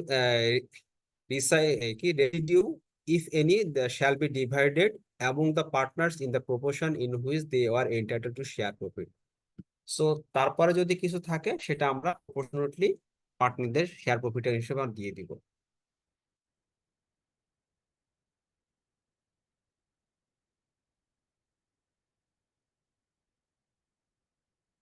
সো এখানে কারো কোনো কোশ্চেন আছে কিনা 5.5 এ? Yes, sir. না থাকলে আমরা একদম লাস্ট চ্যাপ্টারে পড়তেছি আমরা, রেজিস্ট্রেশন অফ ফার্ম। লাস্ট চ্যাপ্টারে বলছো যে অ্যাপ্লিকেশন ফর রেজিস্ট্রেশন, মানে রেজিস্ট্রেশন করতে গেলে আমাদের কি কি দিতে হবে, এটা খুবই সহজ একটা ইয়ে। The registration of a firm may be affected at any time by sending by post or delivering to the register of the area in which any place of business of the firm is situated or proposed to be situated, stating the prescribed form and accompanied by the prescribed fee stating। So যদি আমাদের registration করা দরকার হয় তাহলে ওই এরিয়ার যে registrar থাকে তাকে বরাবর আমাদের চিঠি দিতে হবে, অ্যাপ্লিকেশন করতে হবে প্রেসক্রাইব ফর্মে এবং একটা প্রেসক্রাইব ফি দিয়ে, এবং তার মধ্যে এই নর্মাল যে ফিটা মানে আপনারা যখন কোনো কিছু রেজিস্ট্রেশন করতে যান যে কথাগুলো আছে না, যে ফার্মের নাম দিবেন, তারপরে প্রিন্সিপাল বিজনেসটা কোথায় আছে সেটা বলবেন, এই প্রিন্সিপাল বিজনেসের বাইরে যদি আরো কোনো কোনো অফিস থাকে বা বিজনেস থাকে সেই প্লেসের নাম মানে অ্যাড্রেসটা দিবেন। তারপরে the date when is partner join the firm, যে প্রত্যেকটা পার্টনার কবে ফার্মে জয়েন করছে সেটা দিবেন। Name in full and permanent address of the firm partner, duration of the firm, মানে এটা কি কোনো কোনো একটা পার্টিকুলার টাইমের জন্য হচ্ছে 6 মাস বা 1 বছর, নাকি এটা কত দিনের জন্য হচ্ছে সেটা দিতে হবে। আর যখন এটা রেজিস্টার্ড হবে তখন এটা কিন্তু একটা লিগাল এন্টিটি হয়ে যাবে, ইউনিভার্সাল লিগাল এন্টিটি হবে, এবং তখন ফার্ম তার নিজের নামে কিন্তু তার বিজনেসটা পরিচালিত হবে এবং ব্যাংক অ্যাকাউন্ট কিন্তু ফার্মের নামে করতে পারবে, ঠিক আছে। The statement shall be sign by all of the partners and their agent specially authorized in this behalf. So যখন সে স্টেটমেন্ট দেবে তখন ডেফিনেটলি সমস্ত পার্টনারের সিগনেচার থাকতে হবে অথবা তার রিপ্রেজেন্টেটিভ যদি কোনো এজেন্ট থাকে, তাহলে এজেন্টও কিন্তু পার্টনার্স এর on behalf of the partner সে সাইন করতে পারবে। Each person signing the agreement shall also verify it in the manner prescribed, so verify করে দেবে। তারপরে a firm name shall not contain any of the following words. So যখন আমরা জানি যে যে কোনো সময় কোম্পানি বা কোনোটার ফার্ম যদি নাম করা হয়, তাহলে কিছু কিছু ক্ষেত্রে আমাদের রেস্ট্রিকশন আছে। প্রথম রেস্ট্রিকশন যেটা আছে যে আপনি এমন কোনো নাম ব্যবহার করতে পারবেন না যেটা স্টেট, গভর্নমেন্ট, আর আগে ছিল যেন বঙ্গবন্ধু, এরকম গভর্নমেন্টের কোনো অ্যাফিলিয়েশনের কোনো বডির সাথে, রাষ্ট্রপতি হবে, প্রধানমন্ত্রী হবে, বা গভর্নমেন্টের কোনো অটোনোমাস বডির সাথে কন্ট্রাডিক্ট করে এরকম কোনো নাম আপনি ব্যবহার করতে পারবেন না। সেকেন্ডলি বলে যে আপনি এমন কোনো নাম ব্যবহার করতে পারবেন না যেটা আপনার ইউনাইটেড নেশনস এর সাথে কন্ট্রাডিক্ট করে। যদি আপনার কন্ট্রাডিক্ট করে, মানে আপনি যদি তার নামের সাথে মিলে যায়, তাহলে সেক্রেটারি জেনারেলের কাছ থেকে আপনার রিটেন একটা পারমিশন নিয়ে নিতে হবে যে আপনি এই নামটা ইউজ করতেছেন। সিমিলার ভাবে ডব্লিউএসও অর্গানাইজেশনের সাথে যদি কোনো কন্ট্রাডিক্ট করে, এরকম কোনো নাম আপনি ইউজ করতে পারবেন না। সিমিলার ভাবে যদি আপনি এর সাথে কন্ট্রাডিক্ট করে কোনো নাম, তাহলে আপনার ডাইরেক্টর জেনারেলের কাছ থেকে লিখিত পারমিশন নিতে হবে। সো নর্মাল প্রসিডিউর যে আপনারা যখন কোনো কিছুতে অ্যাপ্লিকেশন করতে যান রেজিস্ট্রি করার জন্য, কি করেন আপনি আপনাদের ফার্মে কোনো কোম্পানি থেকে কোম্পানির নাম দেন, তার অ্যাড্রেস দেন, তা কে অ্যাপ্লিকেশন করছে, পার্টনারদের অ্যাপ্লিকেশন ডিউরেশন সবকিছু দিবেন, এবং নাম ইউজ করার সময় এই ক্রাইটেরিয়া গুলো আপনাকে ফলো করতে হবে যেন এটা কোনোভাবে কন্ট্রাডিক্ট না করে। Sir, when the register is satisfied, যে বলেন। নিবন্ধন করার পর রেজিস্ট্রেশনের পরে কি স্যার এটা লিগ্যাল এন্টিটি পায় পার্টনারশিপ ফার্ম, হ্যাঁ, লিগাল এন্টিটি পাই, ডেফিনেটলি লিগাল এন্টিটি পাই। As like as company? হ্যাঁ, অ্যাজ লাইক অ্যাজ কোম্পানি। কারণ যখন আপনি একটা নাম তিনজন মিলে নাম ইয়ে করলেন, যেমন আরআরএস, তাই না, সিএফআর, আরআরএস এর নামে আপনার ব্যাংক অ্যাকাউন্ট হচ্ছে না, আপনারা তিন কোম্পানি মিলে যখন রেজিস্টার্ড হবেন, যখন এটা আপনার ডিড হবে, আপনার লিগাল কন্ট্রাক্ট পেপারে আপনারা যখন একটা এগ্রিমেন্ট করবেন, সেই এগ্রিমেন্টের পরে যদি সেটা আপনার রেজিস্ট্রার অফিসে যে এই যে রেজিস্ট্রি বরাবর আপনারা অ্যাপ্লিকেশন করে যখন আপনাকে একটা লিগাল এন্ট্রি দেন, এটা তো গভর্নমেন্ট দিবে। সো এটা একদম অ্যাবসলিউটলি হচ্ছে একটা লিগাল এন্টিটি হিসেবে স্বীকৃতি পাবে, যেমন একটা কোম্পানি অথবা একটা তাহলে স্যার আমরা ভঙ্গুর বলি কেন পার্টনারশিপ কনসার্ন? পার্টনারশিপ ভঙ্গুরগুলি হচ্ছে যে কোনো সময় যে কোনো পার্টনার বললে যে আমি আর বিজনেস করব না, তখন দেখা যাচ্ছে পার্টনারশিপ ব্যবসাটা বন্ধ হয়ে গেল। আপনার তিনজন বন্ধ স্যার, লিগ্যাল এন্টিটি হলে বন্ধ হবে কেন স্যার? লিগাল এন্টিটি হলে যে বলাই তো আছে, যদি পার্টনার কেউ একজন রিটায়ারমেন্ট না করে, যদি বলানো থাকে যে একজন পার্টনার রিটায়ারমেন্ট করার সাথে সাথে পার্টনারশিপ দিয়ে, এটা তো কন্ট্রাক্টের এগেনস্টে। কন্ট্রাক্টে যদি আপনার বলা থাকে যে আপনার পার্টনার যে কোনো একজন পার্টনার চলে গেলে সাথে সাথে পার্টনারশিপটা বন্ধ হয়ে যাবে, তাহলে তো আপনার এই পার্টনারশিপটা চলে যাবে, মানে ইয়ে হওয়ার কোনো সুযোগ নেই। তাহলে কারণ আপনার সেপারেট এন্টিটি। আপনার সেপারেট লিগাল এন্টিটি করতেছে, লিগাল এন্টিটি করছে বেসড অন দা কন্ট্রাক্ট। কন্ট্রাক্টের যে ইয়েগুলো আছে, ক্লজ আছে, তার উপরে ভিত্তি করেই কিন্তু আপনার লিগাল এন্টিটি দিচ্ছে। কিন্তু যদি আপনার কন্ট্রাক্ট ভায়োলেশন হয়, তখন তো আপনার ফার্ম ডিসঅলিউশন হয়ে যাচ্ছে, তাই না? আপনি একটা কোনো কিছু কন্ট্রাক্টের উপরে ভায়োলেশন করে, মানে এগ্রিমেন্ট করে, আপনারা যদি জাস্ট একটা ইয়ে এক্সাম্পল দিই বোঝার জন্য আর কি, অন্যভাবে নিয়েন না। ধরেন যে আপনারা যখন বিবাহ বন্ধন হয়, রেজিস্ট্রি হয় না, এখন আপনি ডিভোর্স হয়ে যায়, তাহলে কি আর আপনারা একসাথে সংসার করতে পারবেন? যে না, আমরা ডিভোর্স পেপারে সাইন হয়ে গেছে, কন্ট্রাক্ট ভায়োলেশন হয়ে গেছে, বাট আমরা নিজেরা দুজন একাকে থাকবো, ঠিক আছে, আমাদের ইয়ে লাগবে না, রেজিস্ট্রেশন লাগবে না, তাহলে তার হলো না, তাই না? সো কন্ট্রাক্ট যদি আপনার ভায়োলেশন হয়ে যায়, তাহলে তো আপনার পার্টনারশিপ বিজনেসটাই তো চলে গেল। সো যতক্ষণ পর্যন্ত আপনার পার্টনারশিপ কন্ট্রাক্টটা ভ্যালিড থাকতেছে, ততক্ষণ পর্যন্ত এটা লিগাল এন্টিটি। আপনি ওই কোম্পানির নামে, যে নাম দিয়ে আপনারা পার্টনারশিপ বিজনেসটা করবেন, সেই নামে আপনি সমস্ত সাথে আপনি এগ্রিমেন্ট করতে পারবেন, সেই ফার্মের নামে আপনার ব্যাংক অ্যাকাউন্ট করতে পারবেন, মানে এভরিথিং হচ্ছে ওই কোম্পানির ফার্মের নাম ইউজ করে করতে পারবেন। সেই জন্য একে লিগাল এন্টিটি বলা হচ্ছে। স্যার জি বলেন। স্যার পার্টনারশিপের ক্ষেত্রে এখানে লিগ্যাল এন্টিটি বিষয়টা ঠিক আছে, কিন্তু কোম্পানির মতো তো পারপেচুয়াল সাকসেশন না এটা। এই কোম্পানি বৈশিষ্ট্যটা তো কোম্পানি, কোম্পানি তো আর এই কথা বলা থাকে না যে কেউ একজন মারা গেলে কোম্পানি বন্ধ হয়ে যাবে। সেই জন্য স্যার এটা ডিজলভ হয়ে যায়, কোম্পানি তো কারণ বন্ধ হয়ে যায়, এখন তো কোম্পানি বন্ধ হয়ে যেতে পারে। সিঙ্গেল পার্সন এন্ট্রি যদি কোম্পানি আছে না, ওয়ান পার্সন কোম্পানি আছে না, আর ওই পার্সন মারা গেল, তাহলে থাকবে? জি হ্যাঁ থাকবে স্যার। থাকবে যদি সেই ইয়েতে থাকে। কারণ ওই জায়গায় তো কোম্পানি আপনাকে হ্যাঁ ওই জায়গায় তো কাকে আসতে হবে, সাকসেসর সাকসেসর আসতে হবে, প্রতিষ্ঠান টিকে থাকবে। প্রতিষ্ঠান টিকে থাকবে। সো পার্টনারশিপটা বিজনেসটা কমপ্লিটলি বেসড অন দা হচ্ছে এগ্রিমেন্ট। আমি বারবার কিন্তু একটা কথা বলছি, কন্ট্রাক্ট। কন্ট্রাক্টে যেভাবে বলা আছে সেভাবে। যেমন আপনার আরআরএস কিন্তু বন্ধ হয়, বন্ধ হয় না। কারণটা কি? ওটা তো বলাই আছে যে কেউ যদি মারা যায় তাহলে কিভাবে তার জায়গায় আরেকটা লোক নেওয়া হবে, স্পষ্ট করে বলা আছে। এক নেবেন হুদাভাসি যে ফার্মগুলো আছে কিভাবে চলতেছে, এগুলো তো সব পার্টনারশিপ অ্যাক্টের আন্ডারে।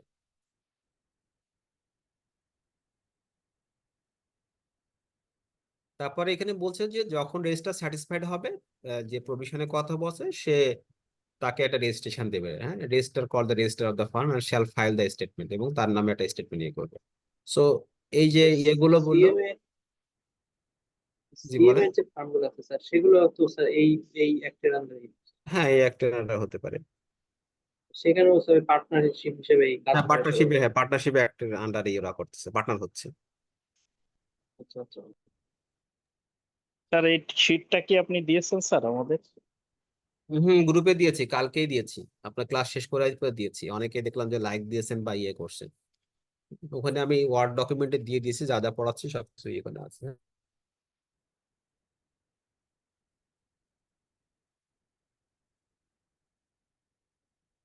সো এখানে হচ্ছে recording or alteration in farm name or principal place of business. যে সো যদি কোনো ফার্ম নেমটা অল্টারেশন করা হয় আর প্রিন্সিপাল বিজনেসটা যদি প্লেসটা যদি আপনার চেঞ্জ করা হয়, তাহলে আপনাকে কি কি রুলস গুলো ফলো করতে হবে। When an alteration is made in the farm name or in the location of the principal place of the business of a registered firm, a statement may be sent to the register accompanied by the prescribed fee, specify the alteration and signed and verified in the manner required under section 15. So 15 আমরা যেটা বলছিলাম যে আমরা registration করার জন্য কিছু কিছু document দিতে হয় না? যদি আমার কোনো প্রিন্সিপাল অফিস চেঞ্জ হয়, ফার্মের নাম চেঞ্জ হবে, কোনো কিছু হয়, তাহলে সেটা আবার রেজিস্ট্রিকে জানাতে হবে এবং নির্দিষ্ট ফিতে তাকে মানে নোটিফাই করতে হবে। হ্যাঁ, যে আমার এই প্লেসটা, আমার রেজিস্ট্রি অফিসটা চেঞ্জ হয়েছে। কারণ আপনি পার্টনারশিপ বিজনেস করলে সাথে সাথে কি হয়েছে, আপনার একটা ট্রেড লাইসেন্স নিয়েছেন ব্যবসা পরিচালনা করার জন্য, শেষে জায়গাগুলো কিন্তু আপনাকে অ্যাড্রেসটা চেঞ্জ করতে, আপডেট করতে হবে। যে আপনার যদি লোকেশন চেঞ্জ হয়, নিউ লোকেশনে আপনাকে ট্রেড লাইসেন্স গুলো আপগ্রেডেশন করতে হবে।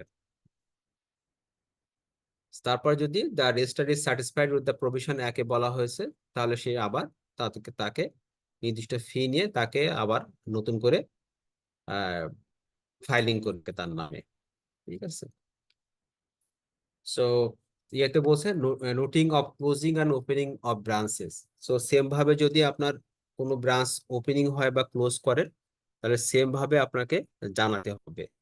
Say when a registered firm discontinue business at any place or begins to carry on business at any place, such place not being its principal place of business, any partner or agent of the firm may send intimation thereof to register, who shall make a note of such intimation in the entry relating to the fund in the register of the fund, and shall file the intimation along with the statement relating to the fund for another section. So যদি কোনো branch যদি opening বা closing হয়ে থাকে, যেটা আপনার branch কিন্তু not হচ্ছে প্রিন্সিপাল অফিস, তাহলে সে সাথে সাথে, কারণ যখন সে রেজিস্টার হয়েছে সে প্রিন্সিপাল অফিস এবং সাবসিকুয়েন্ট যদি আদার কোনো অফিস হয়, সেই নামগুলো কিন্তু অন্তর্ভুক্ত করছে। তো যেহেতু সে অন্তর্ভুক্ত করছে, যদি সেটা ক্লোজ হয়, তাহলে আমাকে অবশ্যই আবার কি রেজিস্ট্রারকে ওইটা জানাই দিতে হবে। পার্টনার জানাতে পারে অথবা তার হয়ে তার এজেন্টও জানাই দিতে পারে। নর্মাল কথাবার্তা এখানে বলছে, এটা একটু দেখে নিয়ে। লাস্ট যেটা ইয়ে আছে, এখানে 6.8 হচ্ছে ইফেক্ট অফ নন রেজিস্ট্রেশন। তো নন রেজিস্ট্রেশনের ক্ষেত্রে আপনার ইফেক্টটা কি কি আছে যদি আপনি নন রেজিস্টার্ড না হন। আর আমরা একদম চ্যাপ্টার শুরুতে বলেছিলাম যে একটা পার্টনারশিপ ফার্ম রেজিস্টার্ড হইতে পারে আবার নন রেজিস্টার হইতে পারে। তো রেজিস্টার হইলেও সে কিছু কিছু বেনিফিট, লিগাল এন্টিটি হবে, লিগাল এন্টিটি হওয়ার কারণে সে কিছু কিছু বেনিফিট পাবে, সে কেস টেস করতে পারবে নিজের নামে। আর যদি নন রেজিস্ট্রেশন হয় তাহলে তার জন্য কিছু ডিসঅ্যাডভান্টেজেস আছে। সো ইফেক্ট অফ নন রেজিস্ট্রেশনে কি কি আছে সেটা আমরা একটু দেখবো। The following are the consequences of non-registration of a partnership firm. So partnership it cannot file a legal suit against any of the partners. So প্রথমে বলতেছে সে কোনো কেস করতে, লিগাল সুট করতে পারবে না, ঠিক আছে। প্রথমেই বলছে partners of an unregistered firm cannot file any suit to enforce a right against the firm. So প্রথম কথা হয়েছে যে একজন আর একজন পার্টনার এগেনস্টে তারা কেস করতে পারবে না। সেকেন্ড বলছে partners of understood cannot file any suit to enforce the right against the firm. So ফার্মের এগেনস্টে তারা কেস করতে পারবে না তাদের কোনো রাইট এস্টাবলিশ করার জন্য, ঠিক আছে। তাহলে ফার্ম তারা পার্টনারের বিরুদ্ধে সু করতে পারবে না, পার্টনারশিপ ফার্মের বিরুদ্ধেও তারা কেস করতে পারবে না। A partner of an unregistered firm cannot file suit against other partner, other পার্টনারদের কাছেও সে সু করতে পারবে না। তারপরে it cannot claim adjustment of any sum exceeding 100 টাকা। সো যদি 100 টাকার উপরে সে কোনো ক্লেম অ্যাডজাস্টমেন্ট করতে পারবে না। সাপোজ অ্যান আনরেজিস্টার্ড ফার্ম ও হচ্ছে 1200 টাকা টু এক্স, এক্স ওস টু হচ্ছে 1000 টাকা টু দা ফার্ম। তাহলে 1200 টাকা আর হচ্ছে মানে ফার্ম হচ্ছে পায় হচ্ছে এক্স এর কাছে 1200 টাকা, এক্স আবার ফার্মের কাছে 1000 টাকা পায়।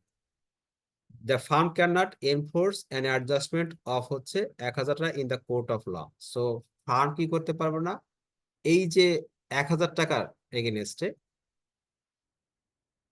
মানে কোর্টে সে কেস করতে পারবে না আর কি অ্যাডজাস্টমেন্ট করার জন্য। স্যার বলছে যে কি যে কোনো অ্যাডজাস্টমেন্ট করতে পারবে না কত টাকার এগেনস্ট, অপর উপরে 100 টাকার উপরে, ঠিক আছে, ওরা অ্যাডজাস্টমেন্ট করতে পারবে না।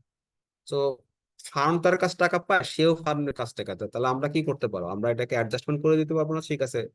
সো এখানে 100 টাকার উপরে অ্যাডজাস্টমেন্ট করার সুযোগ নাই, এটা মানে লিগালি সুযোগ নেই আর কি।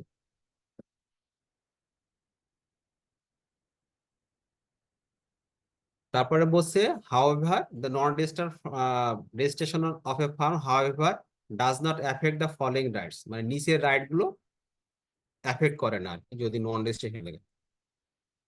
প্রথম বলছে the right of a partner to sue for the dissolution of the firm or for the account of dissolution firm or to enforce any right or power to realize the property of a dissolved firm. So পার্টনারদের কি হচ্ছে যে যদি নন registered মানে হইলেও so সে কি করতে পারে, সে ফার্ম ডিসলিউশনের জন্য মামলা করতে পারবে। যে আমরা এই পার্টনার আছে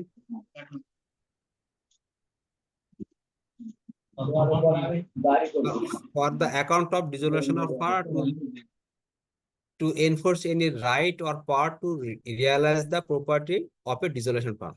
So যদি যখন ফার্মটা ডিসলিউশন হয়ে গেল, সেই ডিসলিউশন ফার্মের যে তাদের প্রপার্টি যে রাইটটা আছে সেইটা ইউটিলাইজ করার জন্য সে মামলা করতে পারবে, সেটা বলছে।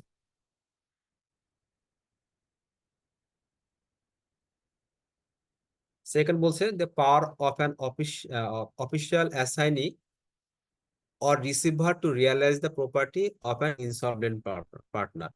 So এখানে সে কি নন রেজিস্ট্রেশন হইলেও একটা পার্টনার কি রাইট পাবে, সে একটা রিসিভার অ্যাসাইন করতে পারবে, অফিসিয়াল অ্যাসাইনি নিয়োগ করতে পারবে, অথবা রিসিভারের কাজ কি তার যে টাকাটা পাবে সে ফার্মের কাছ থেকে সেটা বিক্রি করে, অথবা তার যে ইনসলভেন্ট যদি কোনো একটা পার্টনার হয় তার পার্টনারের কাছ থেকে প্রপার্টি বিক্রি করে তার যে প্রাপ্যটা আছে, যে পাওনাটা আছে সেই পাওনাটা রিলাইজ করে দিতে পারবে, সেটা তার রাইট থাকবে। সেই অ্যাসাইনি, অফিসিয়াল অ্যাসাইনি অথবা রিসিভার নিয়ে দিতে পারবে, এটা এটা সে করতে পারবে। তারপরে বলছে, থার্ড বলছে right of the firm or it partner having no place of business in India. এখানে যেহেতু এটা ছিল হচ্ছে আপনার ইন্ডিয়ান অ্যাক্ট, সো এখানে এখনো এই যে ইন্ডিয়া শব্দটা এবং রুপি এইগুলো এখনো পর্যন্ত আছে। হ্যাঁ, সো এটা তো বাংলাদেশের টাকা হবে না? হ্যাঁ বাংলাদেশে হবে আর কি। আর এই suit or set off in which the claim does exceed 100 rupees. So যদি 100 টাকার মধ্যে যদি কোনো ইয়ে হয়, তাহলে আমরা বলছি কি রেজিস্টার না হলে 100 টাকার উপরে আমরা মামলা করতে পারবো না। তো 100 টাকার মধ্যে বা 100 রুপিসের মধ্যে কোনো কিছু থাকে, তার এগেনস্টে সে কেস করতে পারবে, হ্যাঁ, সেট আপ করতে পারবে। তারপরে right of a third party to sue the unregistered firms or it partners. So so এখানে কি হবে যে থার্ড পার্টি যে রাইটটা থাকবে সে তারা সু করতে পারবে আনরেজিস্টার্ড ফার্মের নামে অথবা পার্টনারের নামে। মানে থার্ড পার্টি যারা থাকবে, তারা থার্ড পার্টিরা যদি ফার্মের কাছে টাকা পায়, তাহলে থার্ড পার্টি ফার্মের নামে অথবা তার পার্টনারদের নামে কেস করতে পারবে।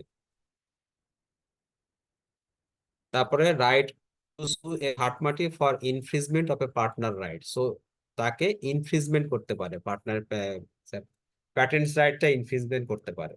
সো থার্ড পার্টি যদি কার কাছে কোনো টাকা পায়, সে পার্টনারদের নামে অথবা পার্টনারের ফার্মের নামে কেস করতে পারবে, অথবা তাদের যে প্যাটেন্ট যে রাইটটা আছে সেটা অবশ্যই ইনফ্রিজ করে রাখতে হবে যতক্ষণ না পর্যন্ত তাদের পাওনাটা পরিশোধ না করা হচ্ছে। ঠিক আছে, এটা বলছে। এখন পেনাল্টি,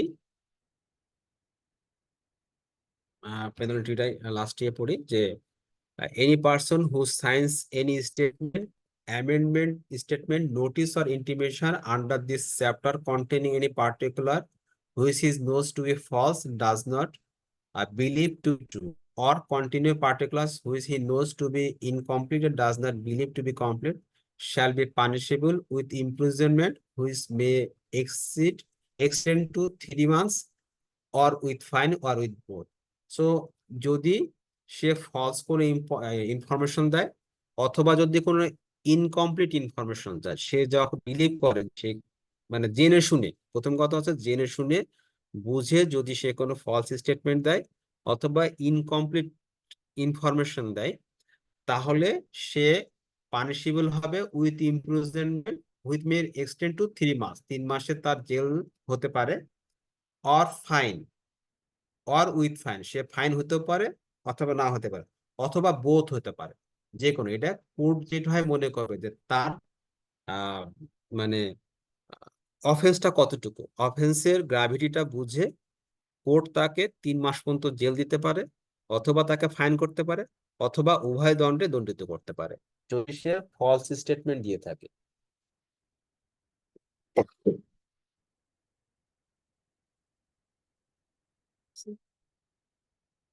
সো একেবারে লাস্ট যেটা ইয়ে বলছে, পাওয়ার টু মেক রুলস, এই পর্যন্ত হচ্ছে আমাদের লাস্ট পড়া।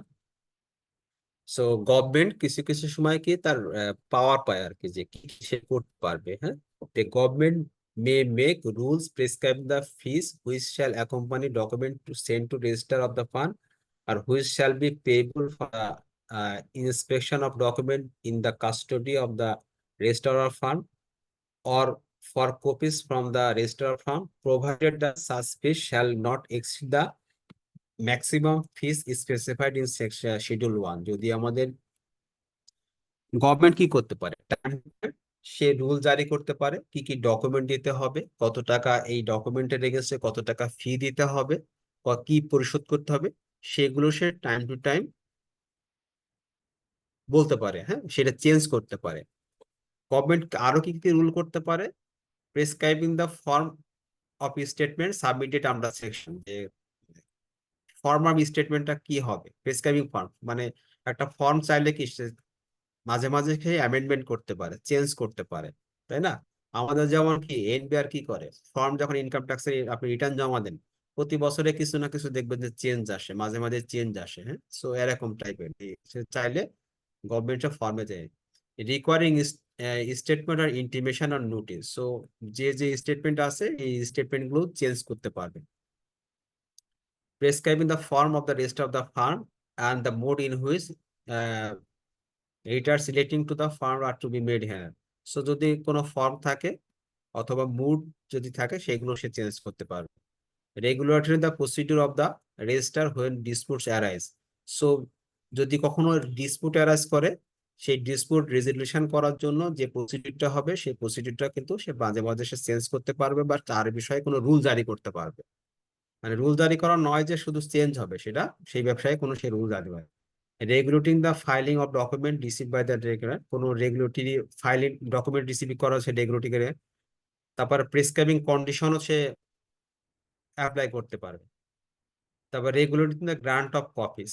সো কত কপি সে গ্রান্ট করবে সেটা বলা আছে আর কি। তারপর regulating the elimination of register and document. So যদি কোনো রেজিস্ট্রেশন যদি এলিমিনেশন করতে চাই, হ্যাঁ, সেই বিষয় বা ডকুমেন্টের সাথে যদি কোনো এলিমিনেশন করতে চাই সেটাও সে করতে পারবে।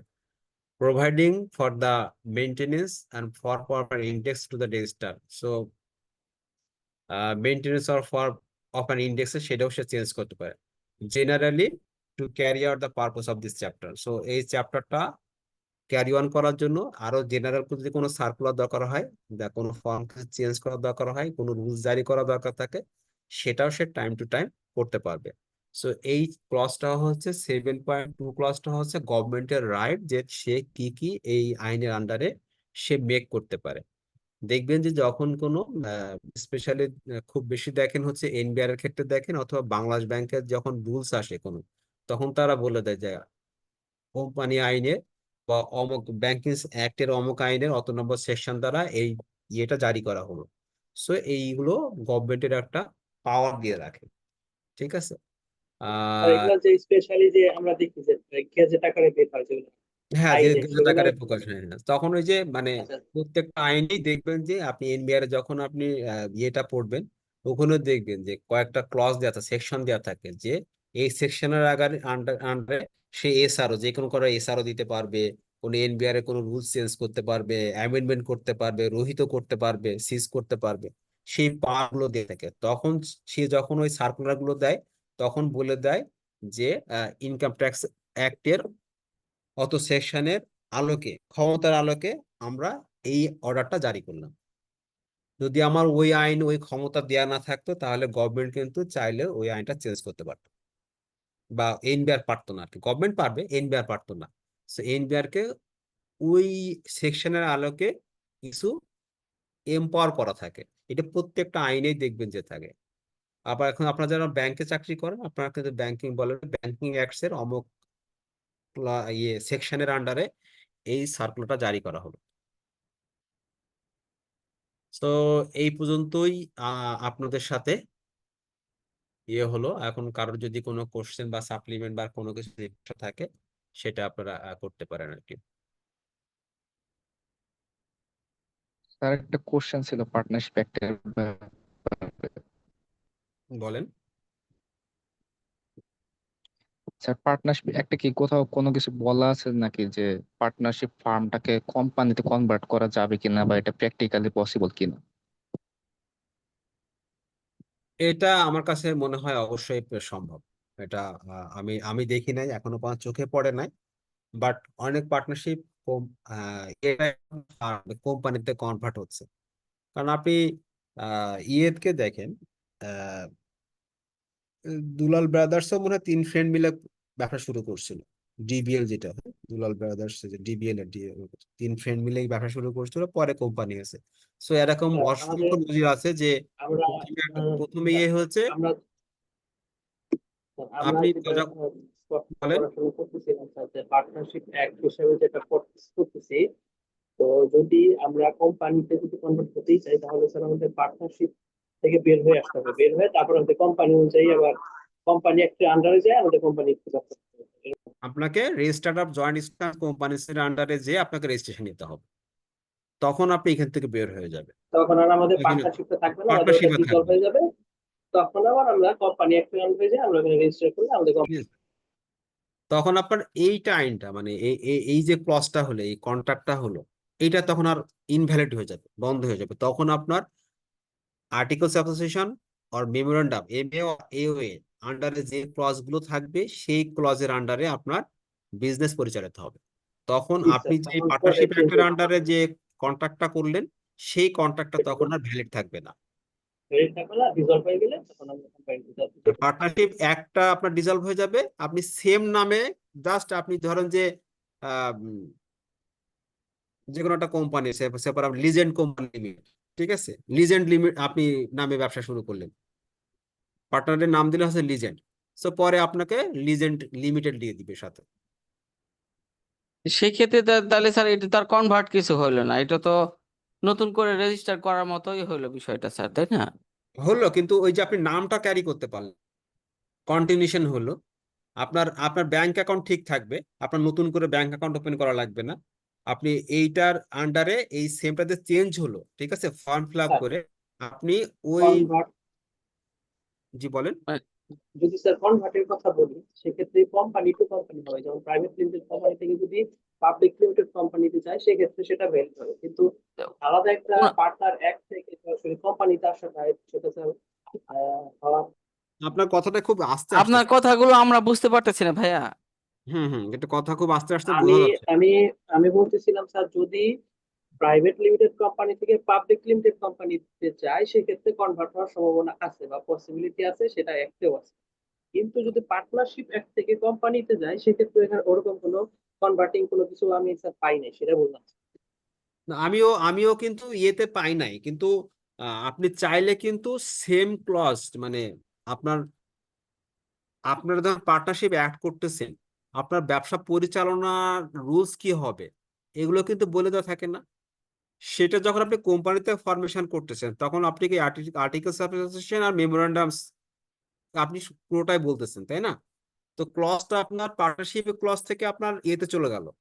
সো যখন আপনার চেঞ্জটা হচ্ছে তখন আপনার পার্টনারশিপ ফার্মটা তখন আর কিন্তু ডিসকন্টিনিউ হয়ে গেল। দুইটা রেজিস্ট্রেশনের সেক্টর আলাদা, ওটা কিন্তু আপনার সোসাইটিস অ্যাক্ট বা ইয়ের আন্ডারে আপনাকে পার্টনারশিপ অ্যাক্টের আন্ডারে আপনাকে রেজিস্ট্রেশন নিতে হচ্ছে। আর আপনি কোম্পানি অ্যাক্ট করতে গেলে কিন্তু রেজিস্টার বা জয়েন্ট স্টক অ্যান্ড কোম্পানিজ আন্ডারে কিন্তু আপনার রেজিস্ট্রেশন নিতে হচ্ছে। সো আপনার একটা জিনিস হয়তো বেনিফিট হতে পারে, আমি শিওর, আমার কাছে মনে হচ্ছে যে আপনি ধরেন যে ফার্মের নামে একটা ব্যাংক অ্যাকাউন্ট করছেন।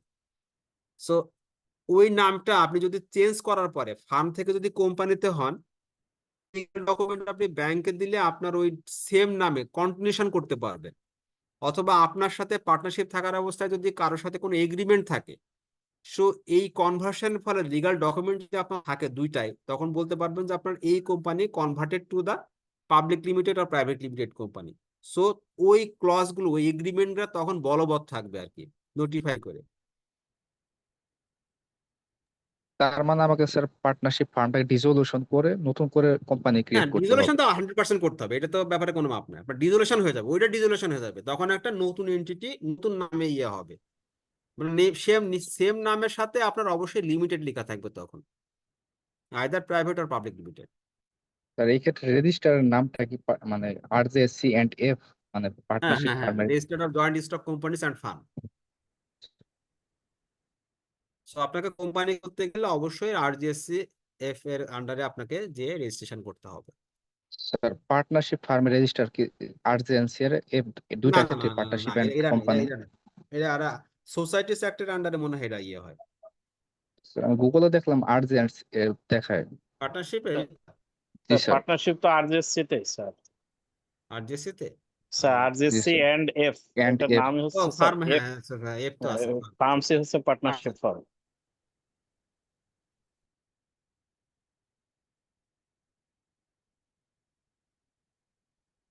তো ফার্মের নামও তো ইয়ে দিচ্ছি কেটে, হ্যাঁ। সো ফার্মের কে দিচ্ছে, জয়েন্ট স্টক কোম্পানিকেও দিচ্ছে এবং ফার্মকে দুটোকেই আপনাকে রেজিস্ট্রেশন দিচ্ছি।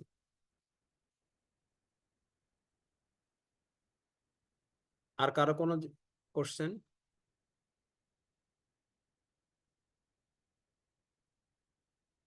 আমার মাথার মধ্যে ইয়ে আসছিল যে আমাদের যে ব্র্যাক আবার হচ্ছে সোসাইটি সেক্টর আন্ডারে আবার, আমাদের মাথার মধ্যে ঘুরতেছিল। আর কোনো কোশ্চেন আছে আপনাদের?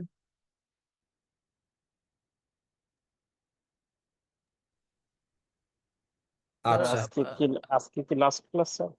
হ্যাঁ আজকে last class. So thank you সবাইকে। আচ্ছা ওই আমি আবার রিপিট করি, আপনাদের হচ্ছে গ্রুপে যে যে চ্যাপ্টার মানে যে চ্যাপ্টার পড়ছে, যে টপিকস গুলো পড়িয়েছি সেটা আমি ইয়েলো হাইলাইট করে দিয়েছি। সো ওইগুলো একটু দেখেন। এর বাইরে হচ্ছে আপনাদের আর একটা ইনস্ট্রাকশন থাকবে যে প্রিভিয়াস ইয়ারের কোশ্চেন গুলো একটু খেয়াল রেখেন যে কি কি পড়ছে, কারণ অনেক সময় সিলেবাসের বাইরে যেহেতু এটা আইনের ভিতরে পড়ছে, তো সেগুলো হয়তো দু একটা টপিক আপনাদের আসতে পারে। কারণ আমরা যারা পড়াই আর যারা কোশ্চেন করে সম্পূর্ণ কমপ্লিটলি ডিফারেন্ট। আমরা আবার কোশ্চেন করি না, হ্যাঁ, যারা ক্লাস নেয় আর যারা কোশ্চেন পেপার তৈরি করে তারা সেপারেট হয় সাধারণত। তো তারা যদিও তাদের গাইডলাইন দেওয়া আছে যে সিলেবাসের ভিতরে তাদের কোশ্চেন করার কথা, বাট অনেক সময় বাইরে থেকে কোশ্চেন করে। সো এটি একটু দেখেন। আর যদি কোনো হেল্প লাগে, কোনো কোশ্চেন বা কোয়েরি যদি থাকে, আমার তো হোয়াটসঅ্যাপে আমার নাম্বার দেওয়া আছে, আমার সাথে যোগাযোগ করতে পারেন। যদি অন্য কোনো হেল্প লাগে, যে মনে করেন যে যেহেতু আমি এক কোম্পানিতে আছি, যদি অন্য কোনো হেল্প লাগে আমার কাছে নক দিন, I am free to help you যদি আমার কোনো অ্যাসিস্ট্যান্স লাগে। বাট যেহেতু অনেকেই আমাদের সাথে যোগাযোগ করে, স্পেশালি যে আমাদের ইয়ে আছে মেম্বার্স ডাইরেক্টরি, তো অনেকে বিভিন্ন জায়গায় বিভিন্ন ইয়ে পেয়ে যায়। সো অনেকেই ডিস্টার্ব করে যে সেফার আপনার insurance company, credit card holder, developer, তারপর অনলাইন মার্কেটিং, হিউজ মেসেজ আসে, ফোন আসে। সো আপনাদের রিকোয়েস্ট থাকবে কাইন্ডলি যখন আমাকে ফোন পরিচয় দিবেন, অথবা কোনো মেসেজ করলে বা হোয়াটসঅ্যাপ বা ইয়েতে মেসেজ করলে আপনার পরিচয় দিবেন যে আপনি ইয়ে থেকে, তারপরে আপনি আমাকে ফোন দিন বা সরাসরি ফোনও দিতে পারবেন, মেসেজ দিলে আমি ফোন দিব আপনাদেরকে। এটা একটা ব্যাপার। আর থ্যাংক ইউ। স্যার আমাদের রানিং দ্য প্রিভিয়াস ক্লাস। ইয়ারের কিছু কোশ্চেন এমসিকিউ ট্রু ফলস এগুলো সলিউশন করতে পারলে সুবিধা হতো স্যার। স্যার ওখানে প্রশ্নে যে আপনাদের কেস স্টাডিজ গুলো দেয় স্যার, চ্যাপ্টার কেস স্টাডিজ গুলো ওগুলো তো হ্যাঁ, এখানে আপনি ইয়েতে দেখেন, ওই যে কেস ইয়েতে গুলো দেখেন, ওখানে প্রিভিয়াস কোশ্চেনে স্যার, প্রিভিয়াস প্রিভিয়াস কোশ্চেনে কোশ্চেন গুলো দেখেন। আর এমসিকিউ কিছু ম্যানুয়ালের সাথে দেয়া আছে, ওগুলো একটু দেখেন, আর প্রিভিয়াস কোশ্চেন গুলো একটু দেখেন। স্যার প্রিভিয়াস আর আপনারা কোশ্চেনে যদি কিন্তু স্যার আমাদের নাই স্যার, মানে সলিউশন গুলো নাই, যে শুধু টু পাস আর ইয়ের গুলো আছে, এমসিকিউ গুলো আছে, কিন্তু এই কেস স্টাডিজ এর ব্রড প্রশ্ন আছে কোয়েশ্চেনের বাট সলিউশন সলিউশন না, সরি কোনটাতে বলেন তো? মানে প্রিভিয়াস ইয়ারের কোশ্চেন সলিউশনে শুধু এমসিকিউ ট্রু ফলস আর হলে ইয়ে আছে স্যার, ম্যাচিং। ব্রড স্যার ওই কোয়েশ্চেনের স্যার কোনো কেস সলিউশন নাই। স্টাডিজ গুলো নাই। কেস স্টাডি আপনার এখানে কিছু আছে, এখানে পার্টনারশিপ একটা অনেকগুলো কেস স্টাডি আছে, এগুলো একটু করতে পারেন। ঠিক আছে, এগুলো একটু ইয়ে নিজের ইতে পড়ে। আর মানে 12টা ক্লাসের মধ্যে এতগুলো ইয়ে কভার করা আসলে টপিক কভার করা ডিফিকাল্ট। খুবই ডিফিকাল্ট। 4টে ব্রিফলি তো ল, এগুলো তো অনেক বড় বড় অ্যাক্ট, তো এগুলো স্যার আবার তো দেখেন অল্প লেবার একটা সময়ের অনেক ভিতরে বড়, এটাই মিনিমাম 6টা ক্লাস নেওয়া লাগে, মিনিমাম কোম্পানি একেবারে যে একটাও তো স্যার বিশাল বড় অনেক কোম্পানি, বড়। একটা লেবার সো 6টা ক্লাসের মধ্যে শেষ করা, এবং অলরেডি আপনাদের 19 তারিখ না 18 তারিখের মধ্যে শেষ করা, বারবার আমাকে বলতেছে। তো 20 তারিখে শেষ করলাম।